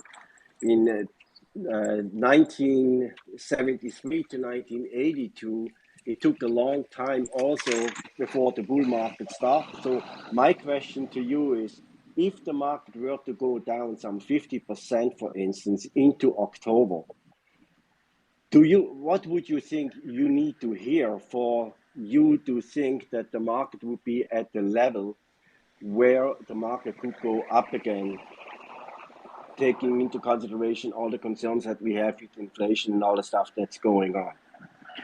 First of all, Urs, it's great to hear from you again. I hope you remember how baseball works from when we went to the Cubs game many years ago. Yes. And to answer your question directly, if the market falls 50%, first of all, if the market falls 50%, I don't think you'd find an example anywhere in history that doesn't mean that any developed economy is not in a recession. You would then have a credible argument to be made. Now you've priced in breaking the economy. You've priced in breaking inflation because you broke demand for stuff. You've priced in all the bad things. You have the market. Then you could start thinking about that it's all priced in, all the bad stuff. And from here, we could see the market rally. Now, 50%, we're not even halfway there yet. We're at down 23%. So that's a big number. But somewhere along the way, you'll have to judge what you think earnings are going to be. Forget the 235. Maybe it's 170. Maybe it's 180. Maybe it's 160. And then look at the valuations relative to where you think the economy is. Have we broken the economy enough that you could say that the Fed now will see some backing off of inflation, and now they can pivot towards at least not raising rates, and the negative liquidity would then start to help the market. But I'm getting ahead of myself here. That's a very painful process before we get to that point that the market has to go down that much more. I mean, the bull case right now is that we see credible signs that inflation is really peaked and is going to decelerate rapidly. The problem with that is we don't have any credible signs that that's happening. We got gasoline prices down 4 cents from its high set last week. We got crude oil prices down a lot, but that's after a gigantic run. So we don't know whether or not that's just the natural correction to a big run previous, or if this is the start of something else. The next 2 weeks should tell us a little bit more about that. We have no evidence that any of the inflation numbers are definitely peaking, maybe a little bit on core. But again, stop going up is not enough. The Fed needs to see rapid deceleration. So maybe these numbers will evolve in the next several weeks, couple of months, that we could then start to say, maybe the worst is behind us. But as we're talking here today on Father's Day, I don't think we've got enough to say that the worst is behind us. Thanks, Jim. All right, last question for Jim, and then we will. Jim can go celebrate his Father's Day. The rest of us sickos who have nothing better to do or enjoying this will stay here. So, Cantro, you have the honors of the last question for Jim. Good to see you, Cantro. What's up? Hey, happy Father's Day, everyone. Happy Father's Day, Jim. Apologize if this question's been asked and I missed it. So, Jim, just curious. Sounds like we have very similar thoughts. What would you think is most likely to cause the bottom? What are you looking for the bottom of the market? And put some options out there. Maybe give some odds. So the Fed or CPI peaking, the Fed pausing, the Fed tweaking QT, or the economy bottoming. What was the first option you gave me? You broke up on me there. CPI peaking. Yeah. The Fed tweaking QT, the Fed cutting. I'm sorry, the Fed pausing, the Fed cutting, or the economy bottoming. Well, I'd probably go with with the economy bottoming because, and let's be clear about what does the economy bottom mean? How much does the economy have to go down in order to accomplish its goal? How much does it have to contract to bring prices down? Technical recession is not enough if it doesn't bring prices down. Technical recession is enough if you see demand for stuff to peak and back off in a big way. And demand for stuff really starts with energy prices and with gasoline prices. And yes, again, I'll reiterate, Fed can't do anything about gasoline prices, but they put themselves in this impossible box. They can't ignore it either because they're so far late. They were still doing QE in March. They're so far late in this process. They have to respond to inflation, and the president ordered them 2 weeks ago or 3 weeks ago now in the White House to do something with inflation. So it would have to be craps out so much that you could say, that's it, we're just stuff anymore. And the demand for stuff is going to start backing off on prices, and inflation is no longer a problem. And now the Fed can start to think about easing. But unfortunately, that sounds like more pain ahead. That doesn't sound, I don't know if we're there now, and I don't think we're there now. Mike Green is right. Maybe we have another rally in as a head fake and get everybody out because all the target date funds have to rebalance in the last week of the month. And we get a head fake as to what that means, just like we did a month ago. And then we roll over and we head back down. But the thing I would be looking for conceptually is, have we done enough to peak prices? Are prices on their way down? And to date, right now, I don't think we have. Jim, I can't thank you enough. I've learned so much. I'm not trying to be gratuitous here. I always love hanging with you. I love the exchange of ideas. You've helped so many people in this room. Seriously, it's great that you do this, and it'd be great. I hope you come back again, at a later date. This is awesome. Everyone should follow Jim. One of the things I like best about Jim, he's a talking head, but he comes armed with facts and data. I don't think there's another guy out there that speaks from as many facts and data as Jim does. Senator Moynihan, one of my favorite heroes, once said, "You're entitled to your own opinions, but you're not entitled to your own facts." And Jim brings the facts. So, Jim, I want to thank you. Thank you. Have a wonderful Father's Day. We're going to keep this room going. You're welcome to stay. But again, thank you, Jim. I can't thank you enough. Yeah, I got to run. My kids are looking at me. But thank you, guys. Happy Father's Day. And go Rory. I want to see him win the U.S. Open. Talk to you guys later. Awesome. Bye-bye. Awesome. All right. So let's move on. Let's go to Crypto Bull, and then we're going to do Jonathan, and then Amy with a follow-up. Crypto Bull, what's on your mind? Hey, George, how are you? Good, man. What's up? Yes, really good, thanks. Too bad I can't. Can I ask one more question to Jim or not? No. Jim is okay. Jim. I think he's still there, but I don't think he's here. So go ahead. Right. Yeah. Go ahead. I had a question for him, but okay, I will ask to you and to the room then. He already answered about Japan, European Central Bank. So I would like to elaborate on that because, as we have heard last week, European Central Bank is working on a tool to, at the same time, lower inflation and protect the Mediterranean bonds. And the two are at odds with each other, it seems, because if you protect the bonds, you have to basically create inflation, and then basically defeat the first purpose. So I'd like to maybe could they since some institutions like insurances, banks, pension funds are basically forced to have a percentage of their portfolio in sovereign bonds because of risk management, lower volatility? Could they basically find a way, European Central Bank, countries, whoever has the authority, to force them to have a higher percentage of their portfolio in this kind of bonds? Basically, the excuse would be lower volatility, lower risk, but the true objective would be to create more demand that in turn would create higher prices for bond, especially Southern European bond, and thus lowering the return. And this would also lead the central bank to fight the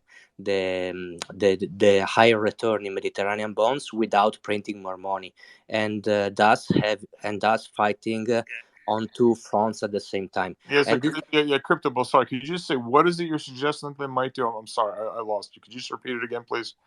basically, pension funds, insurance banks are requested by law to have a percentage of their holdings in sovereign bonds. Could maybe ECB or other authorities request them to have an even higher percentage in order to create additional demands for the sovereign bonds, and with the additional and let the additional demand lower the return? Yeah, no, I get it. So I don't have an answer to that. I guess anything's possible, and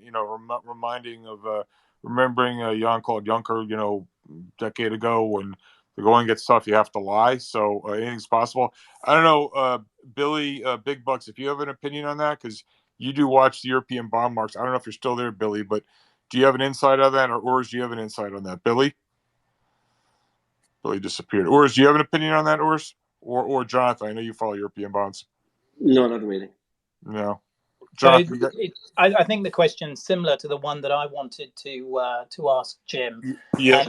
And again, thank you, George, for a great space today. I certainly agree with Jim and his comment about Lagarde. She seems to have her head in the sand. The news about the ECB intervening in the bond markets, it's basically buying Italian debt, so continuing to buy Italian debt, but sell German bonds. And this is their attempt to stop fragmentation. Fragmentation, I just think is a cosmetic term here. The analogy is basically it's like a surgeon saving the arm, but potentially killing the patient.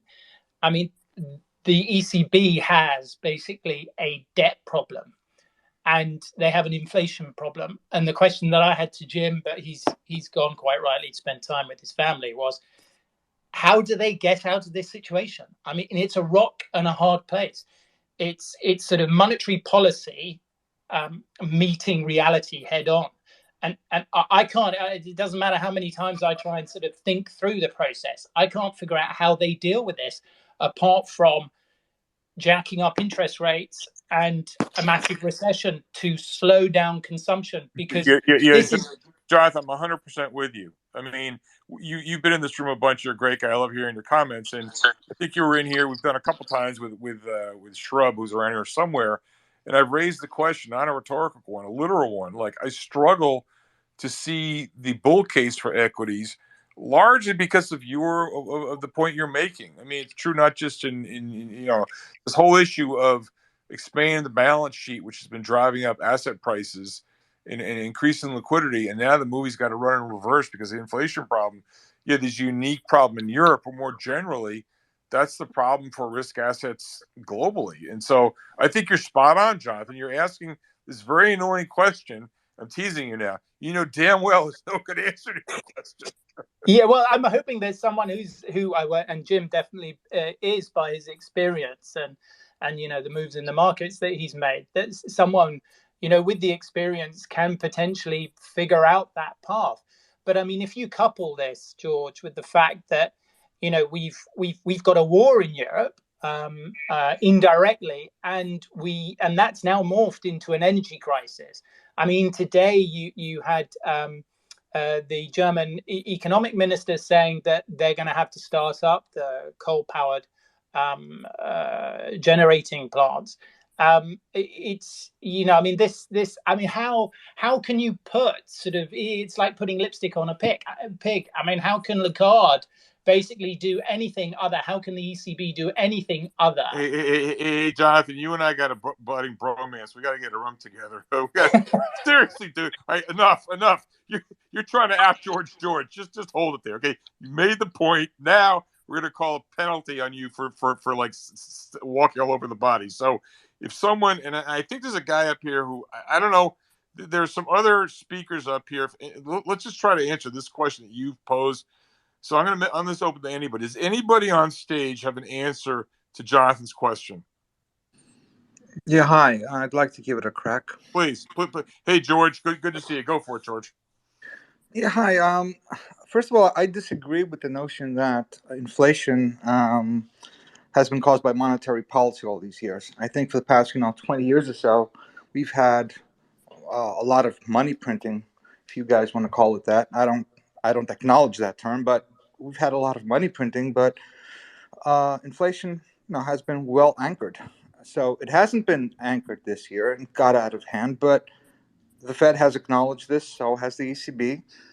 Current inflation is not a function of monetary policy. It's very simple.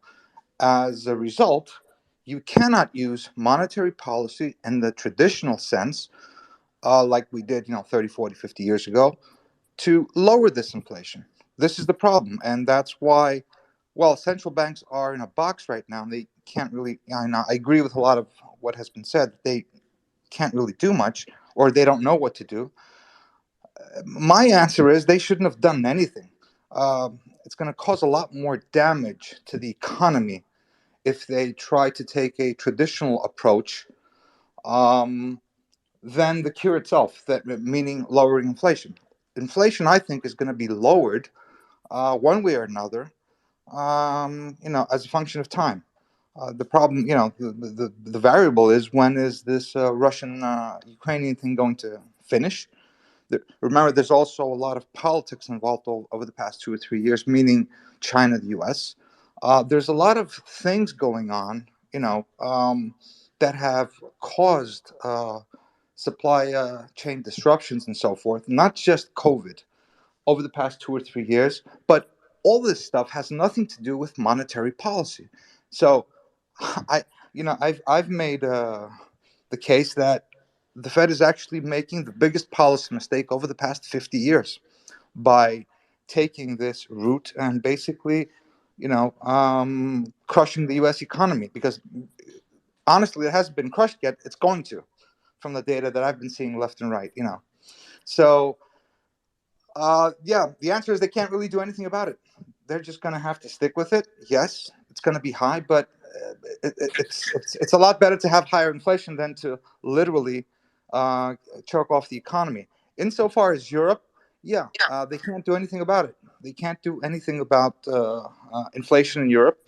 And yes, I don't know what Lagarde is going to do. I didn't think about it. I think Jonathan said before they're going to buy Italian, probably Greek, and sell off German. Sure, that's one answer, and they should do that. Because as in the case in Japan, you cannot have higher yields in Europe, because that's going to cause a lot of problems with a lot of governments. So that was my okay. I'll just get off and hear you guys. George, it's a very thoughtful answer. I really appreciate your input, and I'd like you to stay on stage, because I'm sure there's going to be a lot of questions. Sure. I really like the way you think. I'm not saying I agree with you, but a very thoughtful answer. So I want to go to George. Can I just step in there and respond? Because I just want, respectfully, I disagree with some of what's said. I mean, certainly the war piece, I totally agree with. But two things. First of all, quantitative easing has effectively hidden inflationary effects by the way that it's been exercised, so implemented. And secondly, the idea that when you have, in the UK, by the end of this year, the Bank of England is advising it's going to be 11% or higher inflation rate. And in actual fact, given that our energy bills, so our price cap, is going up by 40% in October, so they say by October it's going to be 11%. So in October, energy bills go up by 40%. So actually, by the end of the year, it's probably going to be around about 12 to 13%. you have to take action. You have to increase your interest rates, because at that point, then you don't have an economy. Yeah, I Listen, agree with that, and I think we have to think about a Fed balance sheet that is topping $9 trillion. Like that has to come off. That has to. That's not why does that sustainable. have? Why does the Fed balance sheet? I'm sorry for interrupting. Why is everybody obsessed with the Fed balance sheet going down when Japan and Europe is, as a percentage of GDP, 2 to 3 times higher? I don't understand this argument.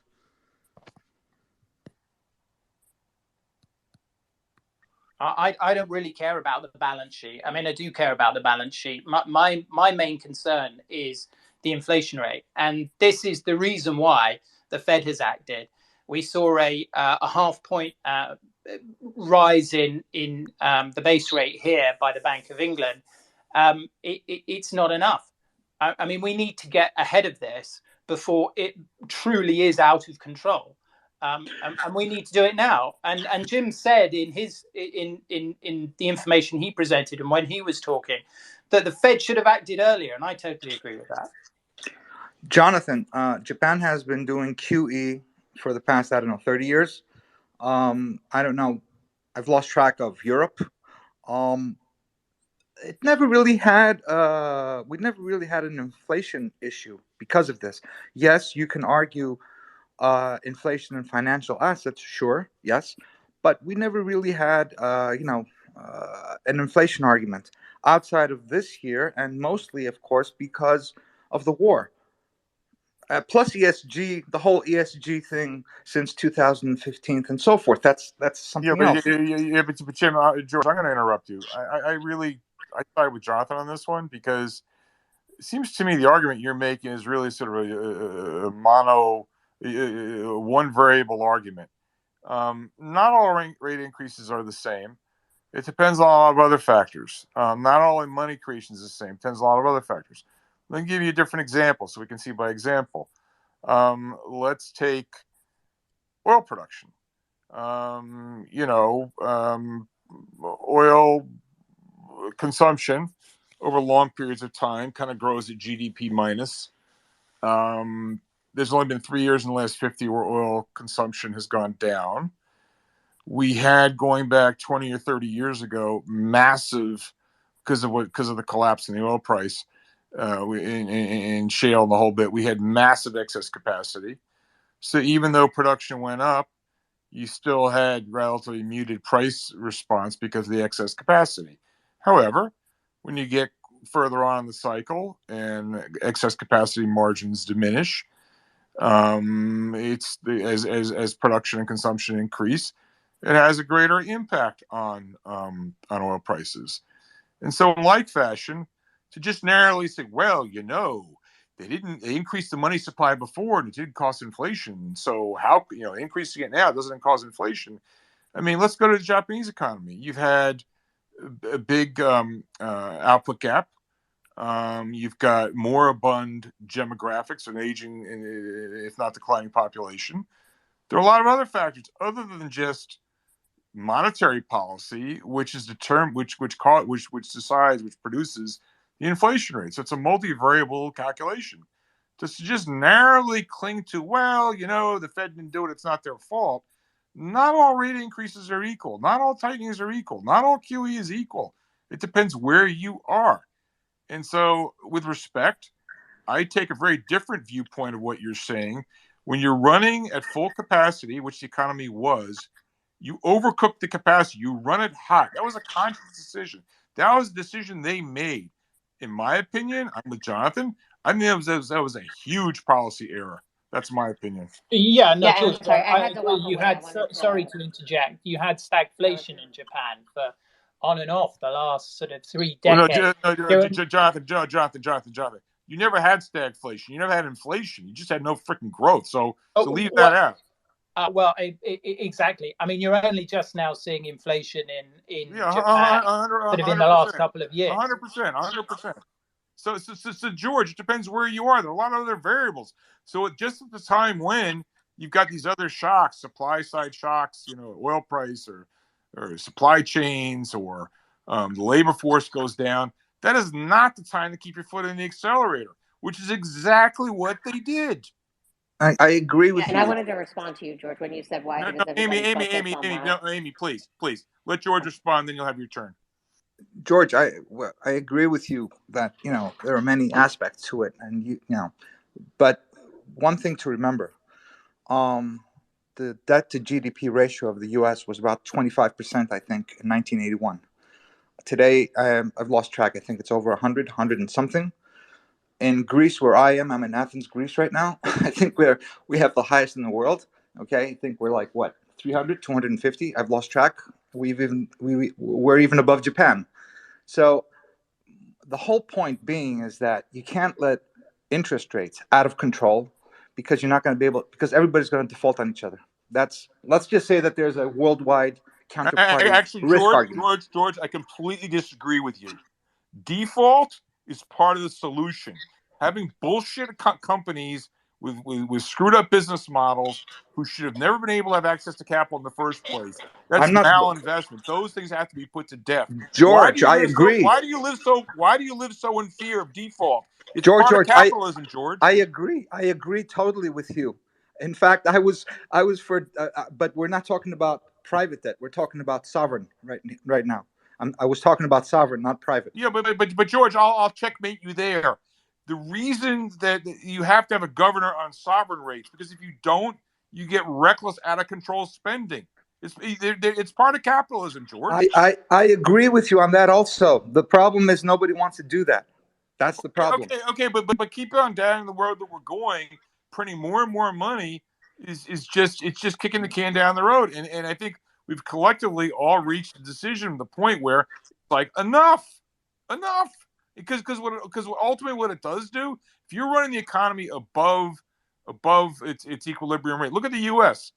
You look at pure Austrian perspective, we've run out of freaking labor.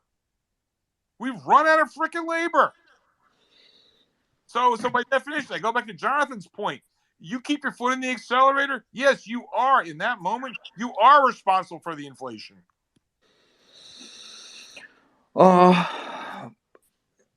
Yeah, okay, but I think it's every politician's dream to be out of labor. I don't give a shit about I'm talking about what should be done from an economic perspective. Forget about the unprincipled politicians. Yeah. I mean, listen. This is what should be done and then what will be done. All right. But the fact of the matter is, the central banks of the world completely screwed it up. They kept their foot in the accelerator. And in my humble opinion, I'll take it one step further. I think this whole bullshit experiment the last umpteen years of QE and all this nonsense is all it's done is drive up financial asset prices. It's increased the inequality of wealth in this country. It has been horrible from a society standpoint. The sort of hyper financialization of the economy by the banksters, I think, has been disastrous. The only thing it's done is line the pockets of private equity and Goldman Sachs. Enough of this already. And the market's starting to say that. You want to know something? I think we don't have to do anything. I think right here, right now, it's the market. Well, the market is going to, I keep saying this, the market is going to fix it. The market is fixing it. I think private equity is dead. You watch, it's not headlines yet. I hope so. Chase Coleman and Tiger and all those assholes, he's done. Okay. George, can you please do something? George, let me finish. You don't know me, okay? Okay. No. The market is fixing this. Okay. And everything you're talking about is just underwriting an extension of the cycle. And enough already. People have had enough. The system's having enough. The system is revolting against the prescription that you're describing. Sorry to get so heated, but no disrespect to George. None taken whatsoever. I agree with you on most points. Can you please do something about these damn algorithms? That's all I want. I'll close for now. Okay, thank you. George, I really appreciate you adding to the discourse here. It's really, really helpful. Even if we agree, disagree, we learn from each other enormously. I want to go to Crypto and then Amy. Crypto, you want to follow up? Go for it, Crypto. Yes, I'd like to ask you a question, because I agree with you that too much money in the system creates a kind of evil system, and it creates a lot of problem. And one of the problems I heard is that it hurts innovation. But I would like to ask about that, because let's take an example: Elon Musk and I don't know, SpaceX or Tesla. I think this kind of companies would probably not exist if the liquidity in the system would have been much lower, because they basically ran at a loss for more than a decade. They needed tens of billions in order to scale, and but they brought to the market a lot of innovation. Tesla, and I would argue that SpaceX both even more. And this would have not been possible without so much money in the system, because rates would have been much higher, conditions would have been much harsher to raise capital. And so I think we would not have this kind of companies and many others. I understand that this kind of money in the system keep zombie companies alive, but where do you think is the balance between too much money that Yeah. keeps So zombies alive and too so, little? so crypto, I would say, has been way too, we agree. I think there's been way too much money in the system. It's not clear to me. In fact, it is clear. I believe that Tesla and SpaceX represent enormous malinvestment. Enormous malinvestment. All it's really done is make Elon Musk rich. You've had, consider this: we've had underinvestment in some of the most critical parts of the economy. You've had disintermediation by all this nonsense malinvestment. I believe total, and someone will correct me on this. I mentioned the number the other day. I'm off by a little bit, I know, but I'm generally correct. I think total oil industry capex last year in the United States was something like 80 or 100 billion, some number like that. And total money invested in Tesla call option premiums was in the trillions. I'll say that again. Total energy investment was in the order of, let's call it 100 billion in the U.S. last year. Total investment in Tesla call options was in the trillions. Does anyone think that's good? Does anyone think that's not a misallocation of resources? It's funny. You go back to the NASDAQ bust. And yes, we got Amazon out of that. And we got some other good companies as well. But when people talk about productivity, they always tend to look at, labor productivity. But when you look at a multi-factor calculation of productivity, taken to capital, for instance, you get a much different picture. You have seen literally trillions of dollars flushed down the toilet. And the street will say this bill of goods, oh, it's innovation, it's this, it's that. Do we really need another food delivery app? Do we really need another dating app? Do we really need another electric charging station company? This is all garbage, complete garbage. So I disagree. So, Jonathan, you want to weigh in, Jonathan? Yeah, no, I just wanted to say to the Tesla point, again, I've said this to you, George, I think it is overvalued. But if you look at the amount invested in NASA from the end of the 60s through the 70s, it's hundreds of billions of dollars. I think it peaked at $45 billion in one of the years, sort of around 1970. And so therefore, Tesla is doing things that give us hope.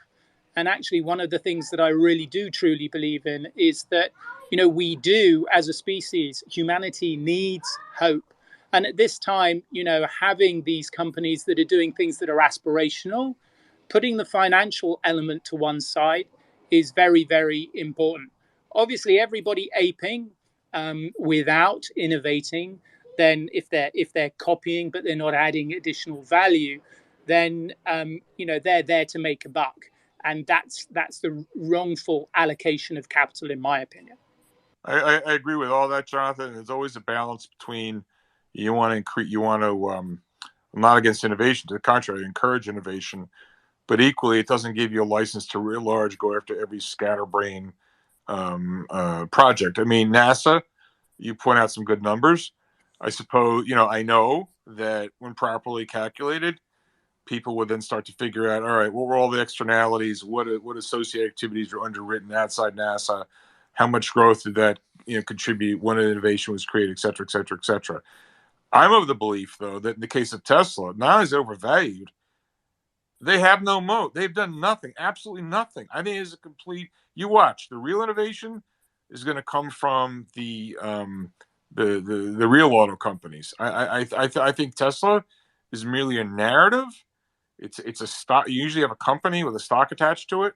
In the case of Tesla, the product is a stock price, and all the rest is a narrative.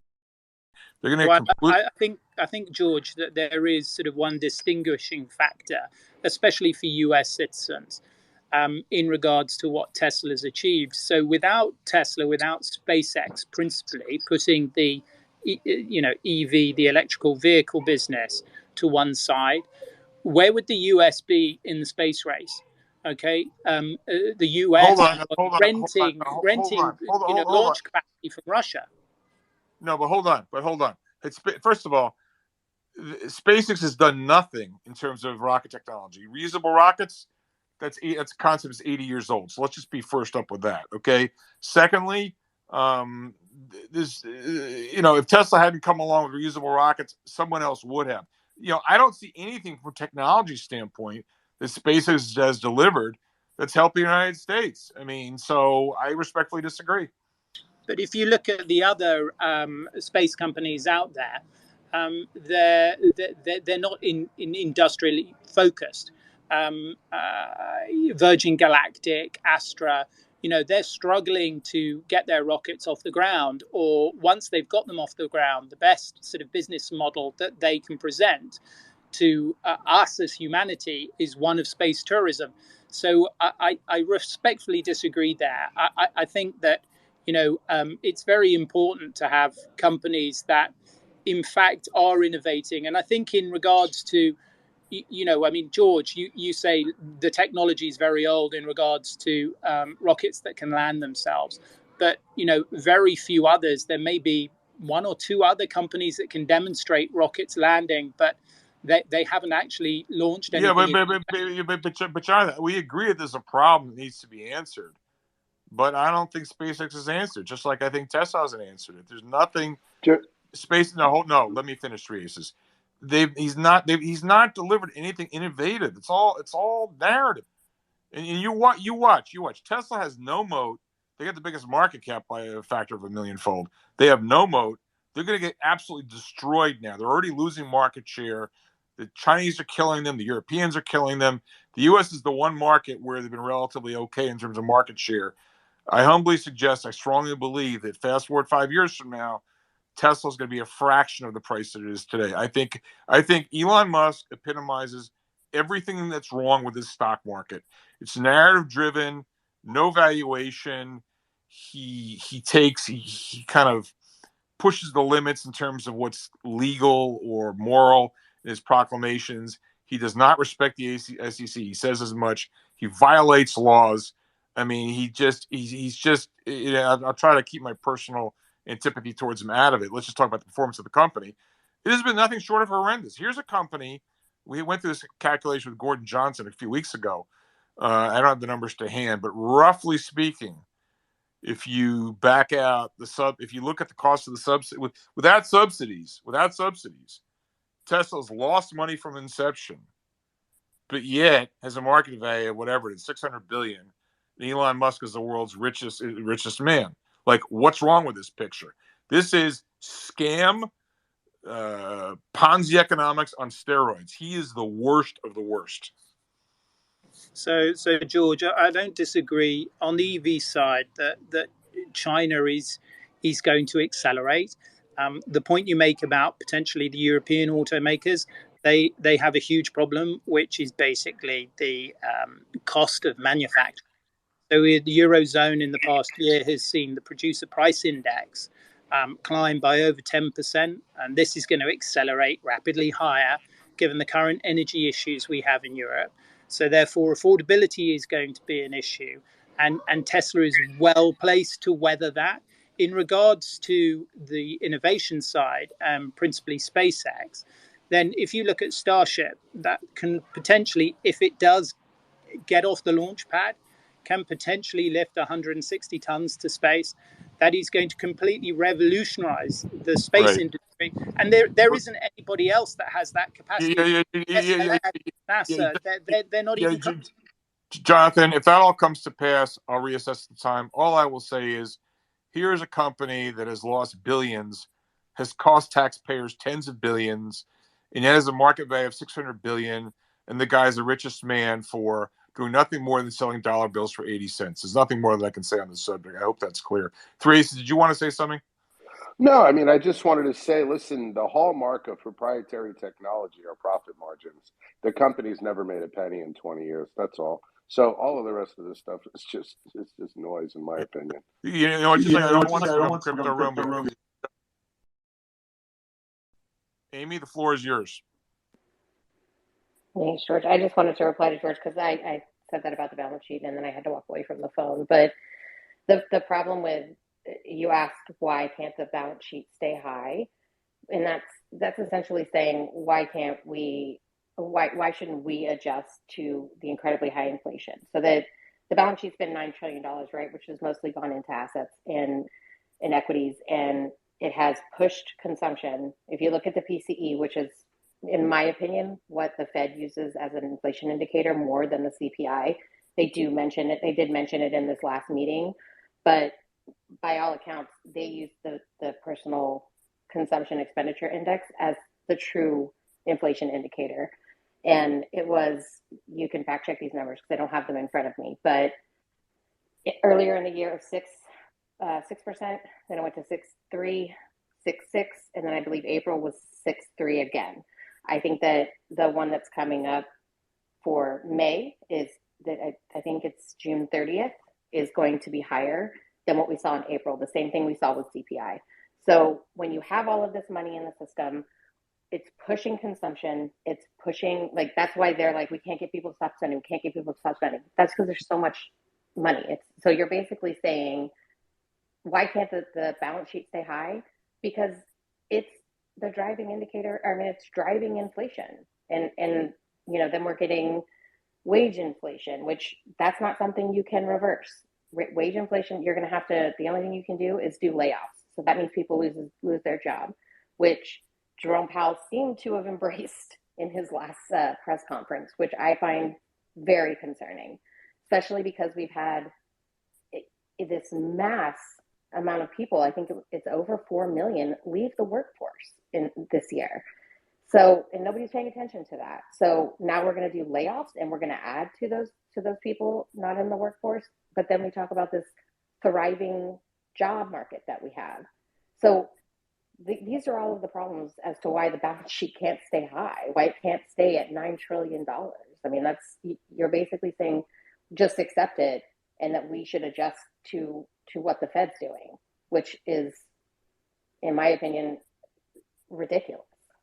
So I just wanted to respond. No, Amy, that's fantastic. And you and I go back a long ways, and we were back channel talking. So maybe just talk a little bit more. I always love listening to you talk. What's your current, I mean, if you're starting with a clean sheet of paper right now with no positions, like how are you thinking about risk assets and equities? Any bullish, bearish, any sectors you like or don't like? What are you thinking, Amy? Well, so what I've been doing, and I'm actually, for the last week, I'm actually up about 53%. So what I've been doing is trying to find less crowded trades that are still trading at these insane multiples. Like last week, for example, I took the short side of CAT. It's still trading in the 17% multiple. None of the analysts have really shifted from pre-COVID or during COVID as far as their price targets and their expectations.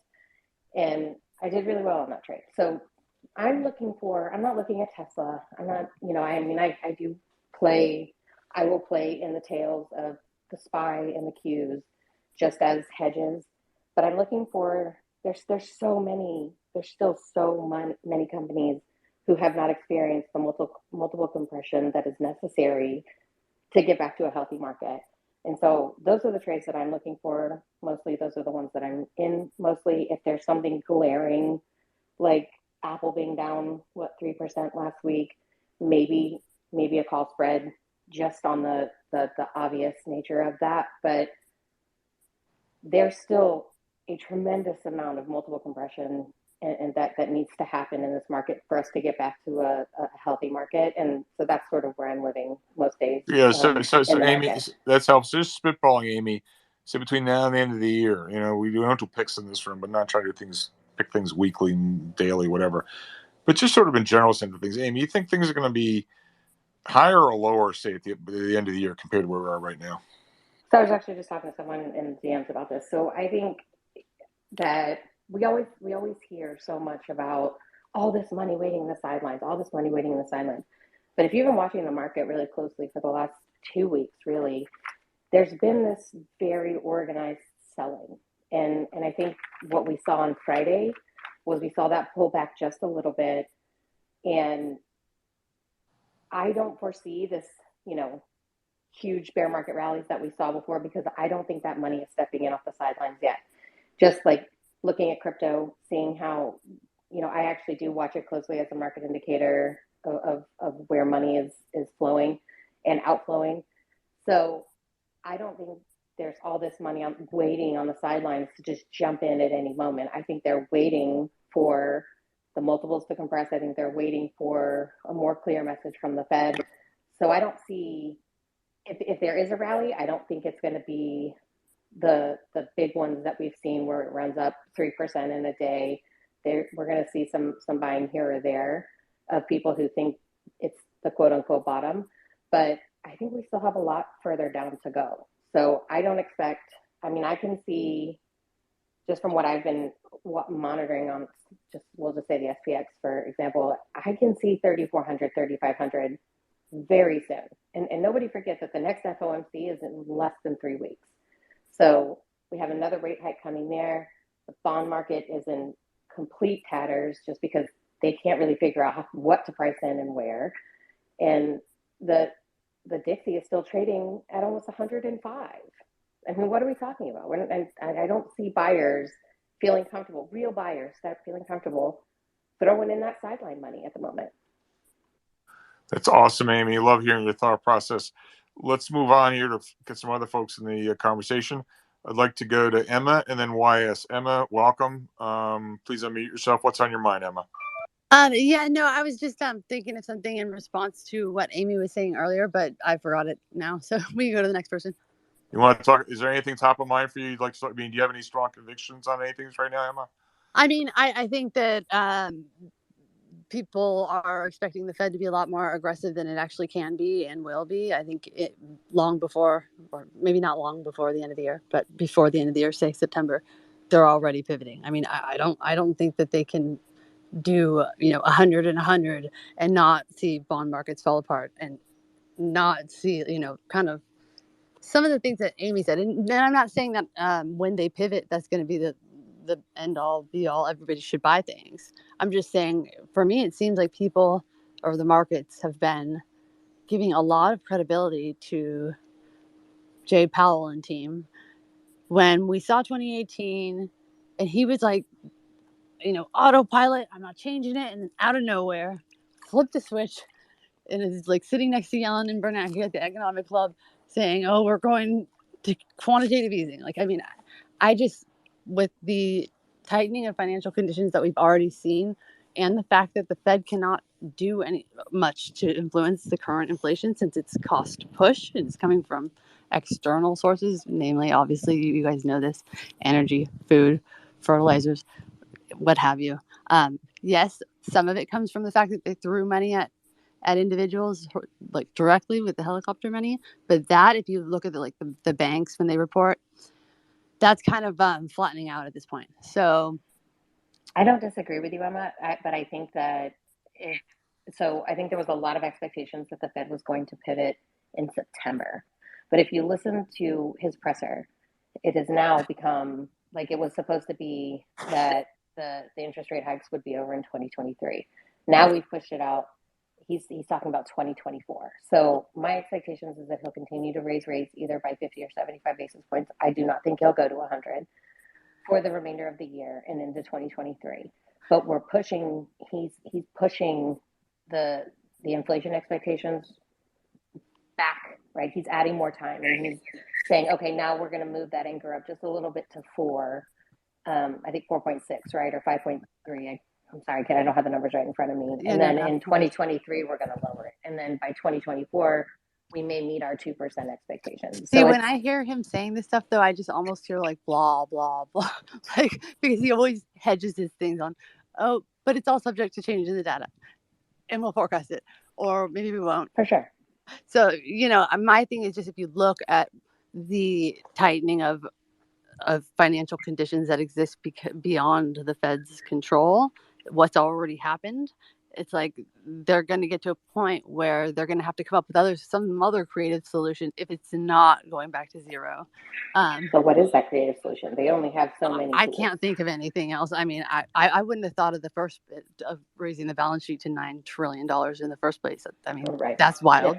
Yeah. Right. So, but now they're behind the eight ball. Who knows? Right? So now they have to make up. Now they have to make up because they're behind the eight ball. They should have started raising in November, 100%, even if it was by a quarter of a big, like 25 basis points, something small. Yeah. The problem. Go ahead, three aces. Go ahead. Yeah, the problem that you have here, George, and nobody's going to get on TV and say it, right? Is that if you really look at the genesis, the origin of inflation, I'm not dismissing the Fed and their zero interest rate policy for a decade, but it caused no inflation. Okay, what caused inflation, right? The chip fire, right, for the autos, nothing to do with the Fed.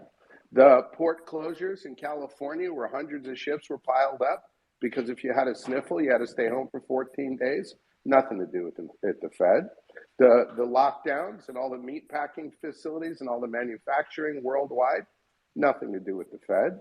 $5 trillion in stimulus that was sent out to everybody, nothing to do with the Fed. Almost none of the reasons why we're having this inflation, the oil and gas crunch, right, where they stopped drilling, for obvious political, pressures and stuff.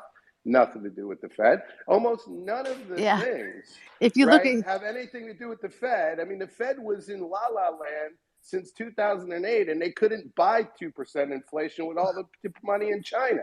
And now, all of a sudden, everybody thinks the Fed's got to fix it. No, but aces. Come on. I think you're not.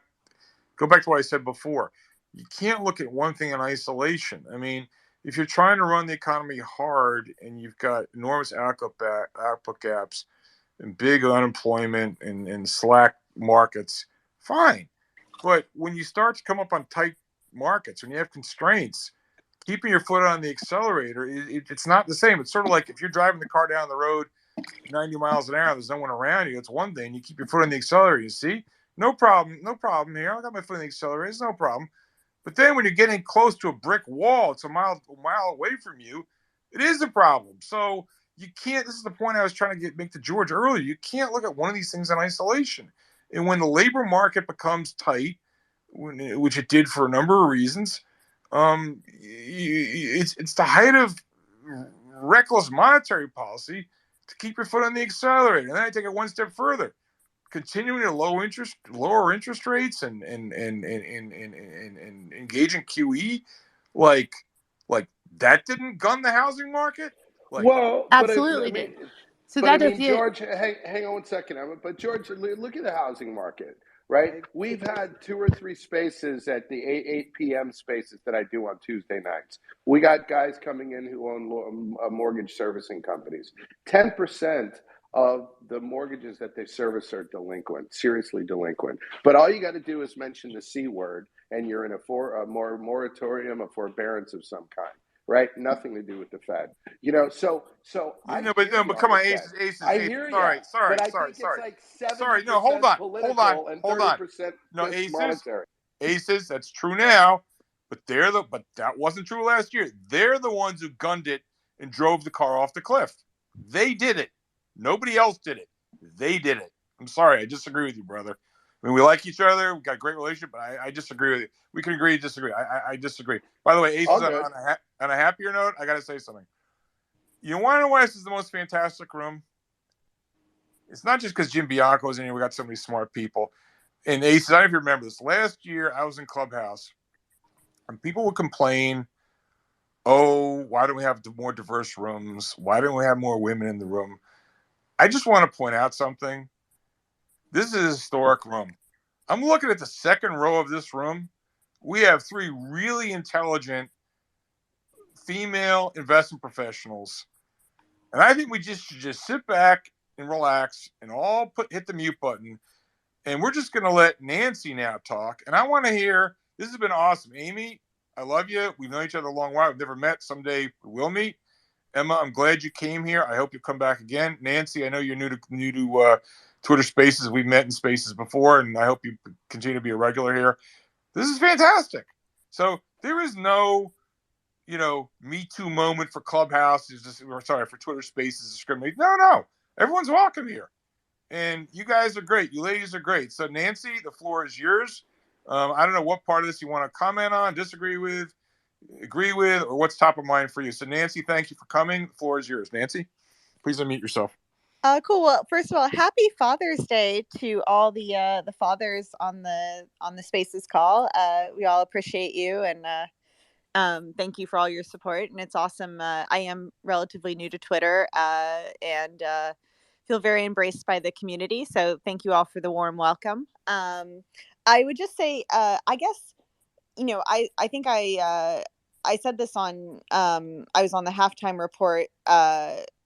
On last week with Scott Wapner, and I think he always brings me on as a volatility person, and I'm usually talking about excesses and complacency and kind of bearish markets. And he asked me point blank, if you had a portfolio construction and 50% of it was IVOL, which is my fund, so he's basically not letting me talk about my fund, which is inflation protected bonds plus interest rate options. What else would you have? And I think I kind of wowed him and surprised him, because I think the Fed was actually very dovish on Wednesday.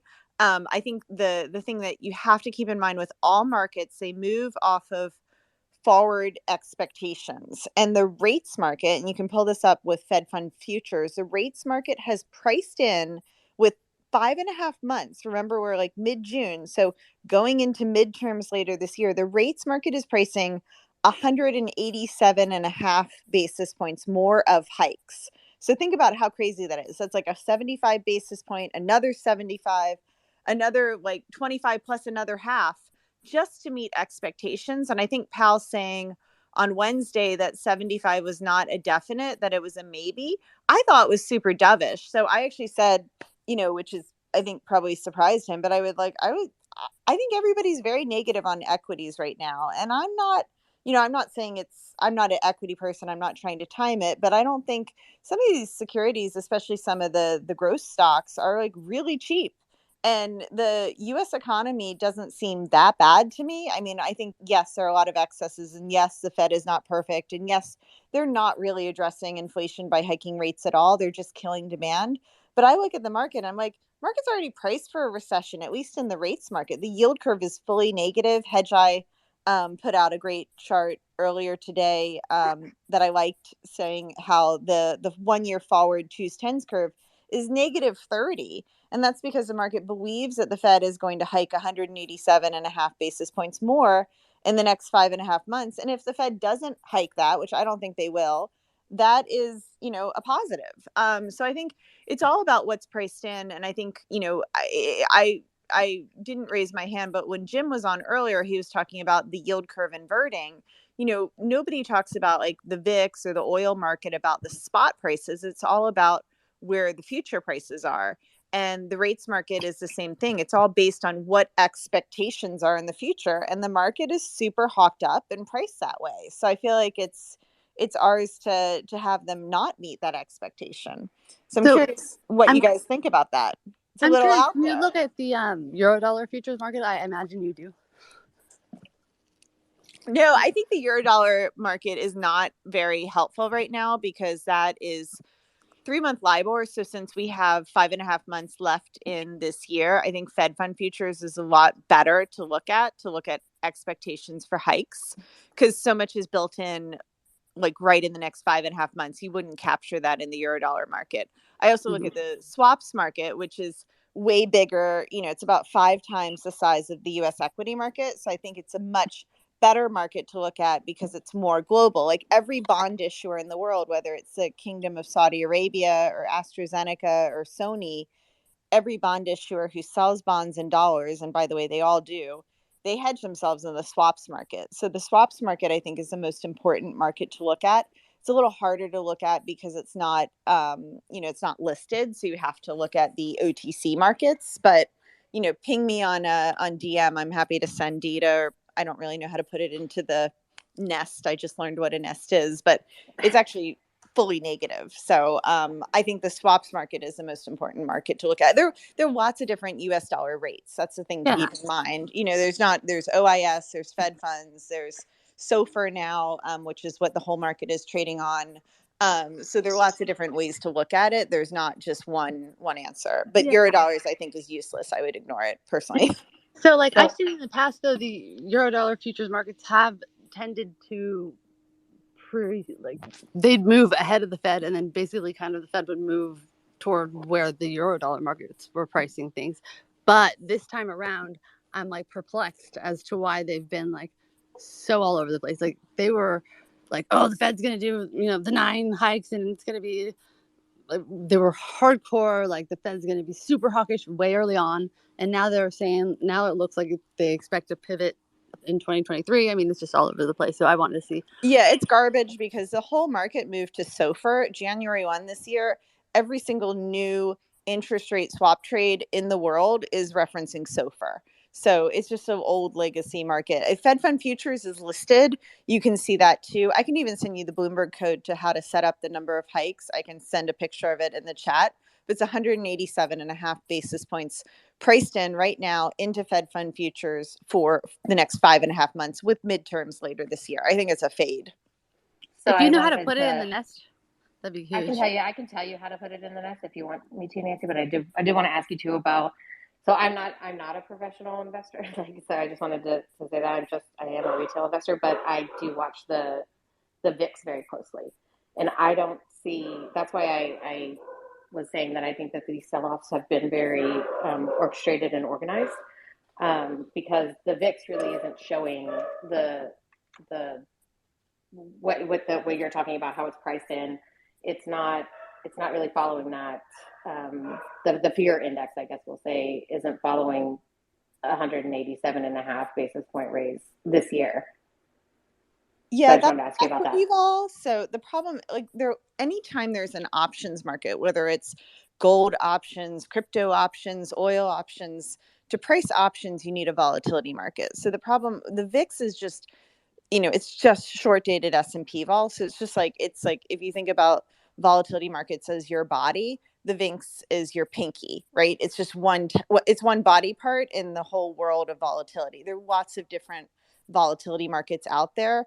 And the VIX market is equity vol. So it's not, you need to look at for bond volatility, it's better to look at other indices, other ways to measure interest rate volatility. But all markets that have options have vol markets. So it's kind of like, do you use a Kleenex or do you use a tissue?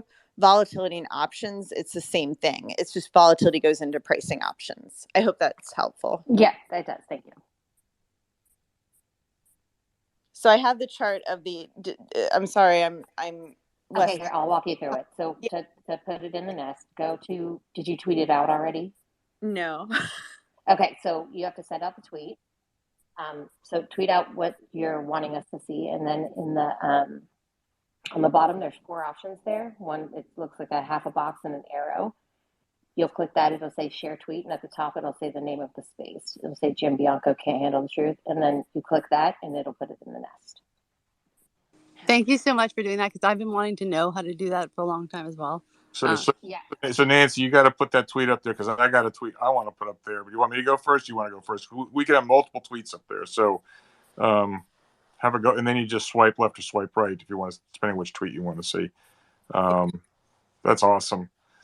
You guys, you ladies are fantastic. This is the most incredible space in so many ways. I want to thank everyone here, especially Emma, Amy, and Nancy, because this is important that we have a more diverse discussion here, and this is really this is the best space yet in this regard. Let's get a couple more speakers in here, and I'm going to be oblivious to the sex of the speaker. So I think YS wanted to say something, and then Baron. YS, you got a comment? Yeah, I have a quick question for Michael Green, if he's willing to step up again. If not, anyone can take it. Going back to his thesis about the inflows from 401ks and such and target-dated funds, does he track when individual or when people shift away from those and they go to, let's say, a guaranteed fund? And would that be some kind of signal? Maybe a bottom, maybe worse things? It's a good question, but it's kind of getting in the weeds. And he wants to come up and answer that question, that's great. Otherwise, I just reach out to him back channel. All right, thank you for the time. It's really Thank you. really getting the weeds. Let's do Baron and then Billy Big Bucks. Baron, welcome. Please unmute yourself, Baron. George, happy Father's Day to all fathers, first of all. 1 second, I apologize for the background noise there. I just wanted to point out, this another speaker mentioned previously about layoffs coming. That's a big factor here. I'm no fanboy of anybody, including Elon Musk necessarily, but he was the first to publicly announce as a company that we're possibly in a recession, we're probably entering one, and then announced a 10% layoff in his own company. No more hiring, 10% layoff across the board in SpaceX and Tesla. Other companies were fearful to do that in their earnings calls. They didn't want to crash the stock too much, et cetera. But they made mention of basically cutbacks of some kind. They're going to see things coming, and then hold on one second. And as time goes on, basically, I think we're going to be seeing pink slips coming out or announcements of significant cutbacks. I actually can't speak on why I know some of this information, but people that I know at other companies have already told me when I asked them questions, they just gave me nods because they basically have already had their meetings, they've already made their lists, pink slips are ready. Basically, it's just a matter of digesting a little bit more information, whether or not they're going to cut back on departments, spending places, and who's going to get cut. So I think in the next month, we're going to be seeing significant companies announcing cutbacks and layoffs of 10 to 20% in phase one of multiple cutbacks as more and more negative catalysts come out. You're right. And I'm actually tracking that data. So it is, Tesla actually wasn't the first one. It was Gemini, I believe, that was the first one to announce it. It's Gemini, Coinbase, Tesla, yes, of course. And then, but I'm tracking the data on layoffs that are coming and listening to their earnings calls because it is coming and it's going to be, I agree with you that I believe before the next earnings season, we'll see it. And then for sure after. 100%, Amy and Baron. And I would just add, going back to the earlier discussion with Jim about recession, no recession. I mean, look, first quarter GDP was down. Atlanta is negative. Atlanta nowcast is showing 0 for 2Q. So everyone's talking about, we might go in a recession. What's the chance that a few months from now they're going to say, oh, the recession already started in January of this year. We didn't see it. And, it's like you watch the instant replay on a sporting event. After a careful review of the play, we say the recession started in January, okay? And they're going to date it back to January. Here, all us talking heads are blathering on about there might be a recession. It's almost the second half of the year. So and the Fed seems to be embracing it. That's what I was saying. I wouldn't say he was dovish. I would say he was ambiguous, Powell. But he seems to be embracing, some people are going to lose their jobs. It's kind of the cost of doing business is really what I took away from that. Amy, I couldn't agree with you more. And what people are ignoring, not you, what people are ignoring, Jim made the point. Go look at Jim's Twitter feed.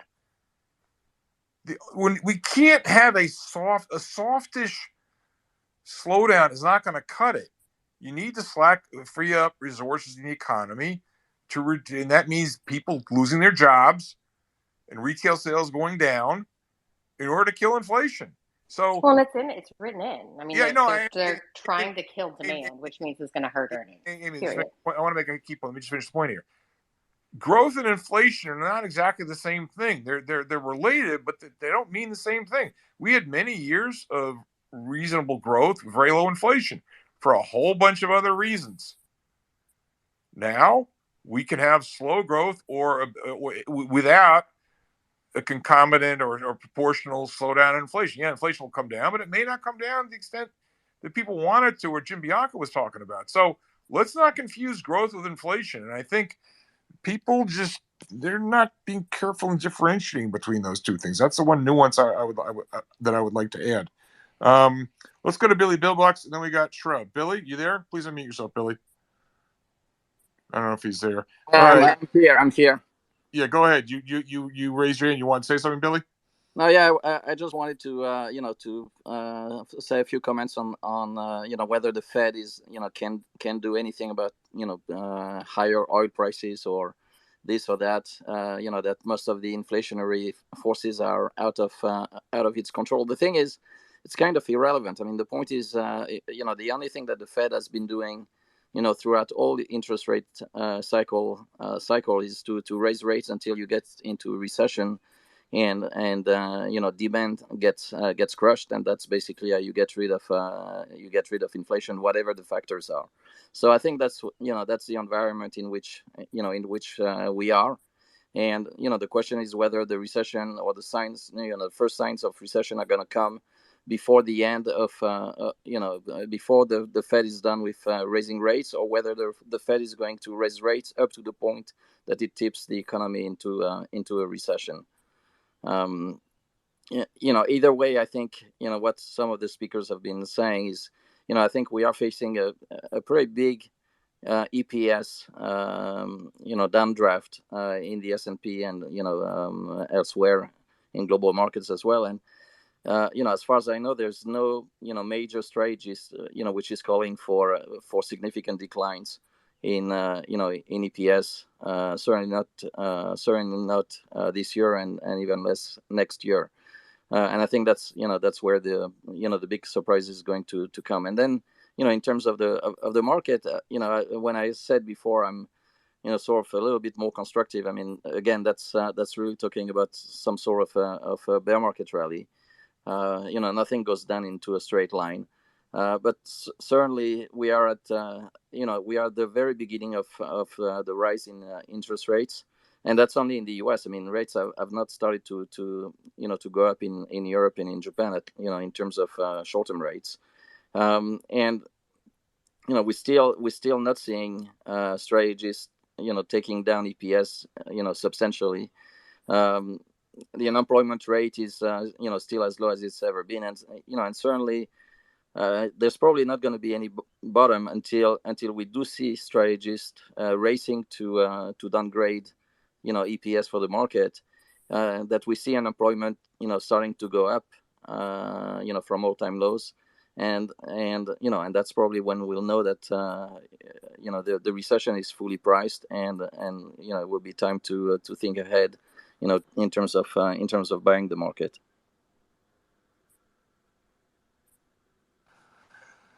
So, Billy, you're well, you don't want to short anything right now. As you said earlier, for all the reasons you just laid out, you'd be pretty careful. You wouldn't want to be long either. So you're just kind of a wait and see mood. You hope the market rallies and looking to short it again. I mean, because Yeah.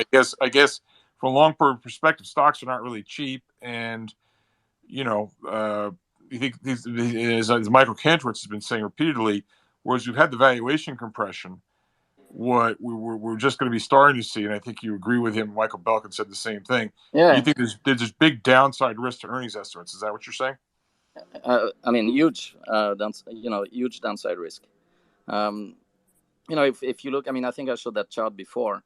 If you look at the EPS for the S&P over a very long period of time, we're way above trend, way above long-term trend. And these EPS have a way to always come back down to trend, once every few years, most of the time, because there is a recession.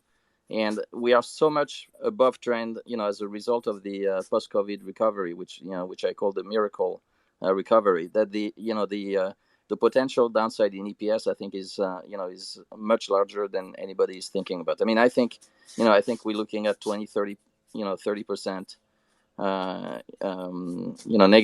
negative growth in EPS into 2023. And if that's the case, then probably it's we're looking at a very deep recession. It's certainly not a shallow recession or a growth recession. So on that happy note, Billy, no bull market for you. All right, we're gonna do a few more. We're gonna do a few more, and I'm gonna want to close this room. We've been going on 3 hours already. I always say to myself, I'm gonna limit these rooms to 2 hours, but the problem is you guys make me do it. It's just everyone likes these rooms. I like the speakers. I like me running my mouth, but I get so much out of these rooms from all of you. Together, we really create something special here. It's community. I keep saying we have the best spaces on Twitter. I really believe that. And it's evidenced by the fact these rooms keep getting bigger and bigger and bigger. And the quality keeps going up and up and up. This is where the smart people hang out. We have the best content, the best speakers, the best moderation, if I may say so myself, the best analysis. and the Hey, George. smartest audience. The Can I help smartest Nancy audience. with? Can I help Nancy with something real quick? So Nancy, she wants you just tweeted out your tweet. Yeah, I'm sorry, Okay. Amy. No, you're I fine. put No, it. here, just follow me. So go to your tweet, go to your profile, go to the tweet. I'm gonna put it up in the nest for you, but just follow me. So on the Amy, Amy, I just want to let you know Nancy's not the only one who needed this tutorial. So I'll raise okay, my great. hand. I need. Let's So all this do it is together. we'll all do I it tried. together. I tried and Yes. failed as well. Well, it's a big group. It's a big group learn. Okay, so go to your tweet, Nancy, and it's the Yep. one that's hikes in 2022, right? Okay, Yep. so on the bottom there, where your comments and your retweet and everything, the last one, which is half a box and an arrow, click on that. Okay. And at the top where it says share tweet, the very first option is George's space. So you'll click that, and it'll automatically put it up in the nest. So I just added it to his nest there. Okay. So Do you see that when you click on share tweet? did I do it? Tweet. Let's see. And Bianco, you can't handle the truth. Yes. Thank you. Woo! Teaching me to fish. Wait. I no, that was me. I put that up in the nest. But did you click on the space? Oh, I thought I did. Never mind. Fail. Hold on. Let me try. It says tweet share. You did it. You did it. Thank you. So You're basically, welcome. I tweet it first, and then after tweeting it, I can add it to the nest by. Bingo. Bingo. Yay! Thank you. Got it. I super appreciate it. Thank you. Amy, this is what we call a teaching moment. Yes, So, and I'll take mine down, Nancy, and then yours can just be there. But yes, that's how you do it. It's super Nancy, easy. Everyone is so intimidated by it. I know. And Nancy, what you'll see also is if you run your finger from left to right or right to left, you'll see the prior tweets were there. So they're all there. It's just a question of which one are you looking at. They're all up there. Awesome. So I think the part that people get hung up on is that you have to tweet it out first and then go back and do the share. 100%. All right. Can I just say one thing, just so I explain what that, because there's a drop in the line. That's from the actual hike happening. So that is Fed Fund futures, meaning what's priced in the future. So the 75 bips was the actual hike coming out of expectations because that's realized. So you have to take 150, which is what's realized hikes, plus this number, and that's what the market is expecting the policy rate to be in 5.5 months at the end of the year, just so you understand how to interpret that. So do you feel like, Nancy, the QT, the 47.5 billion that's going to be rolling off on June 30th is priced in as well? No, not at all. I'm super excited about it. Sorry, I get things that get me fired up. No, it's not priced in. The market is very, very complacent about QT, and the Fed has been, I was super disappointed with Powell on Wednesday for not really talking about the freaking elephant in the room. Like, they need to do something with that balance sheet. And the mortgage market is already imploding. And that's probably why they're like being such pussies about it. Excuse my language. But yeah, no, it's exactly not priced in. The yield curve is inverted. That doesn't make any sense given the amount of bonds that have to be rolling off. And the mortgage market is reacting much more than the treasury market is. But I forget who said it earlier, but the first treasury maturity was just June 15th. So it's coming. The market is not pricing in that, and the Fed is I don't think we've not addressing even remotely priced in the option that they may have to sell. I don't think that they will. I hope that they won't. It's never been done. But if they do, look out. So they need to reduce the monetary supply. Like, the money supply is too big, and that's what's, they're just hiking policy rates, which is killing demand, which is why I think they're going to ease off the policy rate hikes. They're going to use the balance sheet more, but they're testing the waters because they have these caps in place, because the last time they tried to reduce it, they blew everything up, and they don't want to do that going into midterm. So no, I think it'll massively increase fixed income volatility. I think especially rate vol I expect will be going a lot higher because it's not priced in, and the market's very complacent that the roll off is just going to be, no big deal. But it's a huge. That's the perfect word. That's what I feel like. The market is complacent, and that scares me a lot. We need to understand here. The Fed has a bunch of Fannie and Freddie 2.5s that are underwater. That the only way you that can buy them for like 80 cents on the dollar right now. Exactly. So the only way that they can sell them would mean they would have to take a loss. They wouldn't take a loss because they like legally have all these little cheats ways to do these things, but they would put like a deferred asset on their balance sheet. But what that means is until they actually make enough profit to legitimately offset that quote unquote deferred asset, i.e. loss, they cannot send any money to Congress or the Treasury. And so they would have a lot of political backlash if they actually try to sell any of those underwater mortgages. So it's kind of like they talk about selling the mortgages, but they may just have to wait as they roll off. And, Emma, can I ask you a question? Interrupt. And Nancy, maybe this is more for you. Amy, you're welcome to answer this as well. But the idea that, the Fed is now, and this number I saw is a few weeks old, but at the time I read it, they were, I think, 330 billion in unrealized losses in their portfolio. I'm sure it's higher by now. And then you see other central banks in Europe. I'm sure, the Swiss and the others are underwater as well. I'm not worried about the fact that banks are insolvent. I mean, they'll just get more money from the government. That's not the issue. But the question I'd like to ask each of the three of you, are you at all concerned, we touched on this the other day, are you at all concerned as a signal to the market that this policy of endlessly buying bonds, not only is it over, but they're long these bonds and they're going to take on more water as this occurs?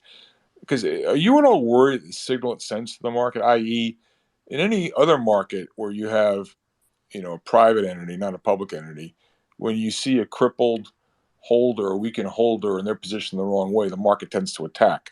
But to me, it's not they're going to attack the Fed necessarily, but it's like it just underscores the extent to which the prices we've seen these last few years, they're all fake and they're all manipulated. And to the extent that people are anchored on those rates, maybe will cause people to think a little bit differently. So to the point about, growth and inflation, not confusing growth with inflation, but just thinking about real rates and how did real rates get to where they were because of the buying of bonds by government entities. And maybe if we're not going to do that policy anymore, which I don't think we will unless the war comes to an end, the idea that real rates in the future, ceteris paribus, will have to be higher, not lower. So I guess it's not that any of these central banks going to go bust. It's not the issue, and it's not. And you raise a good point about not being able to send more profits back to the general government coffers because they don't have any profits. But is the message from that, is the signal to the market? Does that mean anything to any of the three of you? I mean, to me, it just means interventionist policies that are, trying to command, an amorphous, gigantic, globalized trade is, a big failure. And now we're in a really ugly situation. And yeah, we have been dealing with a lot of artificially inflated prices for a long time. So I guess we're going to all have to suffer on the end of that. I don't know. Yeah, I mean, for me, I'm looking. The reason when Emma brought up those Fannie and Freddie's, so a lot of those are prepaid, right? So you're going to see a decrease in prepaid mortgage, and this is just specifically for mortgages, right? Then nobody's going to be prepaying at a higher rate. So if I can get those, if I can buy those for 80 cents on the dollar, right? Because I do believe, as Nancy was saying, that they will have to go back to QE at some point, right? And then the prepayments are going to increase, which is going to increase the profitability of those. So that's really where I'm looking. I have not purchased any because I think they are kind of hard to purchase, but I am looking in that field. That's how it, just for me personally. Terrific, George, if that's what you were asking. Yeah. All right. So listen, we're going to do one more question, and then we're going to close the room. Actually, no, two. Can I say one thing, George, just about your question? Because I wanted to add please. Short. The market is very confident that the Fed is going to control inflation. That's what I would say, is that right now there's nobody, the market is saying policy mistake in the rates market, but overall people have a lot of, I'd say, confidence that the Fed does know what they're doing and that the Fed is going to ease inflation expectations and that the Fed is going to be able to control things. And that's where I think the mispricing really is, because I don't think the Fed's rate hikes are going to do anything to stop inflationary pressures because so much of it is supply side driven. So I think use the balance sheet more, because that's really how to reducing the money supply will reduce inflation. Very well said, Nancy. All right, And so listen, real rates are positive now. That's really important to keep in mind. To look at real rates, you look at the difference between nominal treasuries, which are regular treasuries, and inflation protected treasuries, which is, again, it's like fake inflation because it's just a consumer price index. It's one index, a third of its rent. But I can put that, now that I know how to do it in the Nest, if you guys would like, I can send you a chart of the real yield. Real yields were negative in March, very negative, below 1%. If you look at the 10-year, and now they're positive. It's almost 64 basis points positive. So the Fed has been moving real yields higher. Right. Hey, George, we got Ace, we hold on. We haven't heard Ace, from Shrub yet. Go ahead. Hold on. I'm getting to Shrub. Just hold on, Aces. I got a question here. So, Nancy, I can't tell you how grateful I am for your contributions because, as you're probably well aware, it's mostly equity people in here. And no disrespect intended, but I find bond people pretty boring. You're not boring. But when people start getting into ABC minutia fixed income stuff, my kind of eyeballs roll around in my head. And there's all these different symbols you can look at. And most of them, as you were talking before, they're not on a screen. And then you look at HYG, and then someone says, no, you got to look at FRA OIS, and that's no good. Oh, you got to do swaps, or you got to do the yield curve, 2s, 5s. No, you got to do 10s, 30s, or this swap, not that swap. It's always like, I always feel like I don't know what I'm talking about. All right. So my question to you, and I think I'm speaking for most people in this room, as a dumb equity guy, when you can make this stuff real for us in terms of we understand, because there's always some talking head somewhere that's pointing to the wrong number. So like I already got the part about HYG is not a good index because the constituent parts, and also there's a duration piece of that. And someone says, no, you got to look at HYG something or other. I get that. So I get there are all these tricks that all you fixed income guys use. So to the extent that you and your feed and in these rooms kind of keep us focused on what's really important, because there's so many of these, it's just like, if a fixed income person came in to try to pick the best, biotech stock, or if I tried to pick the best biotech stock, it's not going to work because there's a certain amount of special industry knowledge you have to know because biotech's a very specialized thing. And, in like fashion, if you were to say, hey, what's the best, retail stock to own? I'm going to buy Walmart because it's the one I recognize the most and it's got the lowest PE.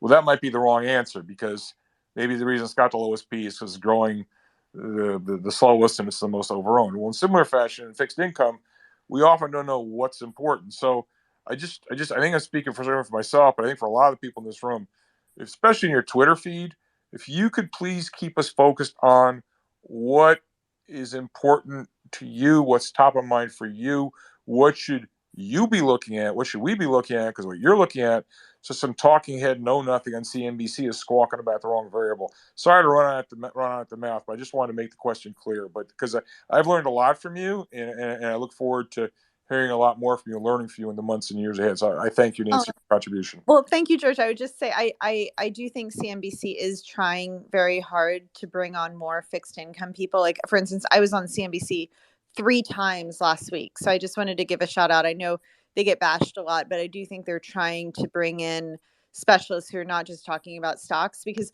look, the fixed income markets are opaque.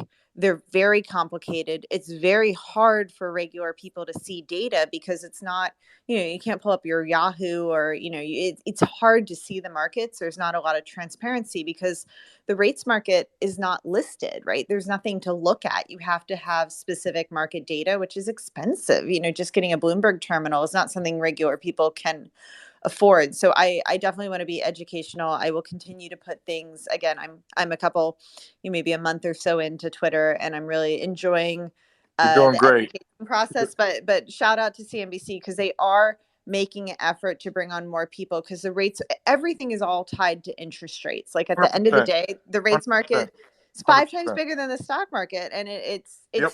boring to talk about. It's not like stories where you have, companies are interesting because you have personalities, you have narratives, and you can compare one versus the other in a similar sector. Rates market's not that exciting, but I do think they're trying their best to bring in more people. 100%. But one thing, Nancy, just don't start talking about securitization because George is going to fall asleep. Yeah, exactly. That's my Amy. You know me well enough. I'll take my afternoon nap. All right, listen. We've been going 3 hours and 18 minutes. We're going to do 2 more things, and that's going to be the end of it. So I want to do Baron for a quick follow up, and then Shrub's going to close the Shrub is going to weigh in unless we miss anything else. Baron, do you have a quick follow up? Yes, I actually want to ask a question of some people, actually, maybe yourself and others. So the government's actually trying to initiate a forced 401k contribution, and I've actually been watching this. Is this basically to try to negate some of their vacuuming of the liquidity of the market, basically? Because it's what are people's opinions about this? Because companies have started adopting this already ahead of time, forcing employees basically to require 1%, 2%. Into their 401ks, despite the fact the market's going down, and it's going to continue going down. And people aren't paying attention to where their money's going. A lot of them are just sheep, just basically, well, I put it in there. I'm a long-term investor. As the market continues to go down, what are your thoughts on this? I don't know if Mike's available to talk, but I think he definitely has a lot of knowledge on the matter. All right. No, listen. I think the Fed wants the market to go down. I mean, it's one of the tools tightening financial conditions involving lower equity prices. It's one of the ways they slow the economy down. They want the market to go down. Absolutely. So it's kind of funny. I've said this many times in these rooms recently. In years past, people had always said, "Don't fight the Fed. Don't fight the Fed." Market going up. Okay, well, don't fight the Fed. The glass half full, not the glass half full, the permeable crowd all of a sudden forgot about don't fight the Fed. The market wants the market to go down. What's so hard? But they have to remain market agnostic, right? So they'll do it through crushing demand, which will in turn crush earnings and then crush multiples. So they have to. They can't just come right out and say that they want the market to go down. So they have to do it. But you and I completely agree. Implicit though is they do want the market to go down. All right, so Baron, thanks for that. So we're gonna go to Shrub, who's been quietly waiting there. Shrub, you always love to hear you talk. You can talk Russian condo sales. You can talk flows. You can talk dirty bearish to me, Shrub. Go for it. I'm going to talk to you bearish. I'll do it. First of all, thanks to Nancy, Amy, and Emma, because I'm really a big fan of them and of this discussion. But I just want to give 2 warnings. So I'm really here for the bear porn. And just as a caveat, I am net long, so don't take my short-term versus long-term view differently. So first one, very important point, because Nancy is very well educated and a great credit and equity investor. What's great for the bond market might not necessarily be great for the equity market. What I mean by that, so if we stop rate hikes, if the Fed stops rate hikes, the bond market could bottom out and could have a massive rally, which is what happened in 2008 and 2002. But what happened to the equity market while the Fed was cutting rates?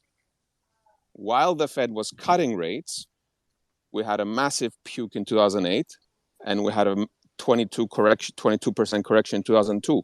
So what I'm saying is distinguish the 2 things, because people don't have it in their heads.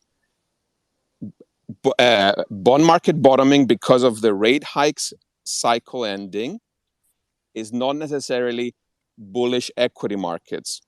Short term, yeah, you might have the usual monkeys buying at 10%, sure, but I'm talking about it's not a sustained bull signal for a very simple reason.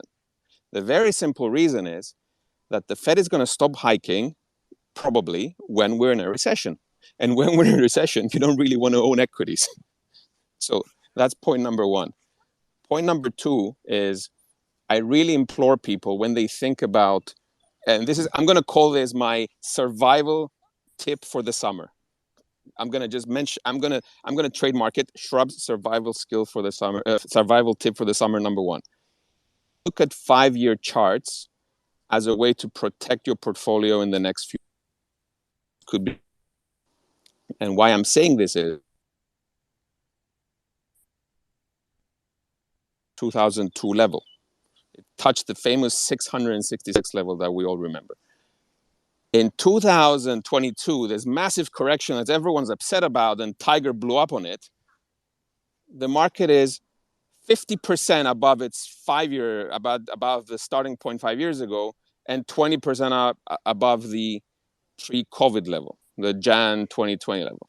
So what I'm saying is ignore the 1-year chart, those old instruction. I mean, on a 5-year basis, a 3-year basis, really there's nothing in there. So use that as a way to protect yourself. So remember my first point, I will repeat it because it's difficult for people to understand. Sometimes what's bullish for the bond market is not bullish for the equity market. And that's because the Fed stops hiking and actually cuts rates during a recession. So a lot of your stocks could get destroyed. That's number one. And number two is be careful about the levels that people throw around this, 3,600, blah, blah, blah, blah, nonsense. Even Bitcoin at 20,000. I'm not going to get started on that, but, Bitcoin at 20,000, what? It was like a few thousand 2 years ago. Okay, I'll just leave it at that, George. I think that's enough bear porn for a Sunday. Shrub, I can't get enough of it. I got to make sure that my significant other is in the other room when I'm indulging my bear porn. All right, so listen. So first of all, I want to say one thing. This has been a phenomenal room. This whole week has just been unbelievable. I go away for a week, and I think we've done like 5 rooms this week. I've never done this much, but it keeps getting better and better and better. And people DM me yesterday saying this was just over the top, and I was just shaking my head because we had Chanos and Helene Meisler and Amy Castor. It got broken up into 2 rooms because of technical difficulties, but I just was shaking up my head myself. I'm like, how did we do this? And just when you think you can't outdo it yourself, you do it again. I didn't do it. You guys did it. So I have an idea. Amy, Nancy, Emma, why don't we have a room? This will be a Twitter, FinTwit first. The next room we have, I'll sponsor it, so I'll take all the bullets. I'll organize it. But why don't we have the next room, the 3 of you co-host it? Amy, Nancy, Emma, what do you say? Sounds good to me. I'm in. Okay. Because, you guys are great. This is not about, sexism or any of that kind of stuff. This is awesome. This is a role model for others. I hope if we do more of this, other female professionals will come out and speak. There need to be more of you, but, let's be real. Twitter is a pretty god-awful place. A lot of combative people. It takes a thick-skinned, large male to deal with a lot of this nonsense. You're all too nice for this. So I'm happy to be the enabler and make the space happen. But I would like let's get a DM thing going. We'll figure out a time when you guys can do this, whether it's on a weekend morning or in the evening or in the afternoon, whatever. And I would propose we do a space this week with the 3 of you running the show. I'll just sit on the sidelines quietly. So if you're all good for that, I'm good for that. So let's do that. And 3 Aces, do you want to say anything before we close the room? This has been an unbelievable. Yeah. Thanks, George. I mean, my only comments are this: I'm always looking for what's next, right? Risk and change management, and the rates and liquidity story is getting old. I think the bell curves and standard deviations and expectations are all very well understood one way or another. I think separating the signals from the noise moving forward. I think all eyes need to be on earnings and earnings expectations.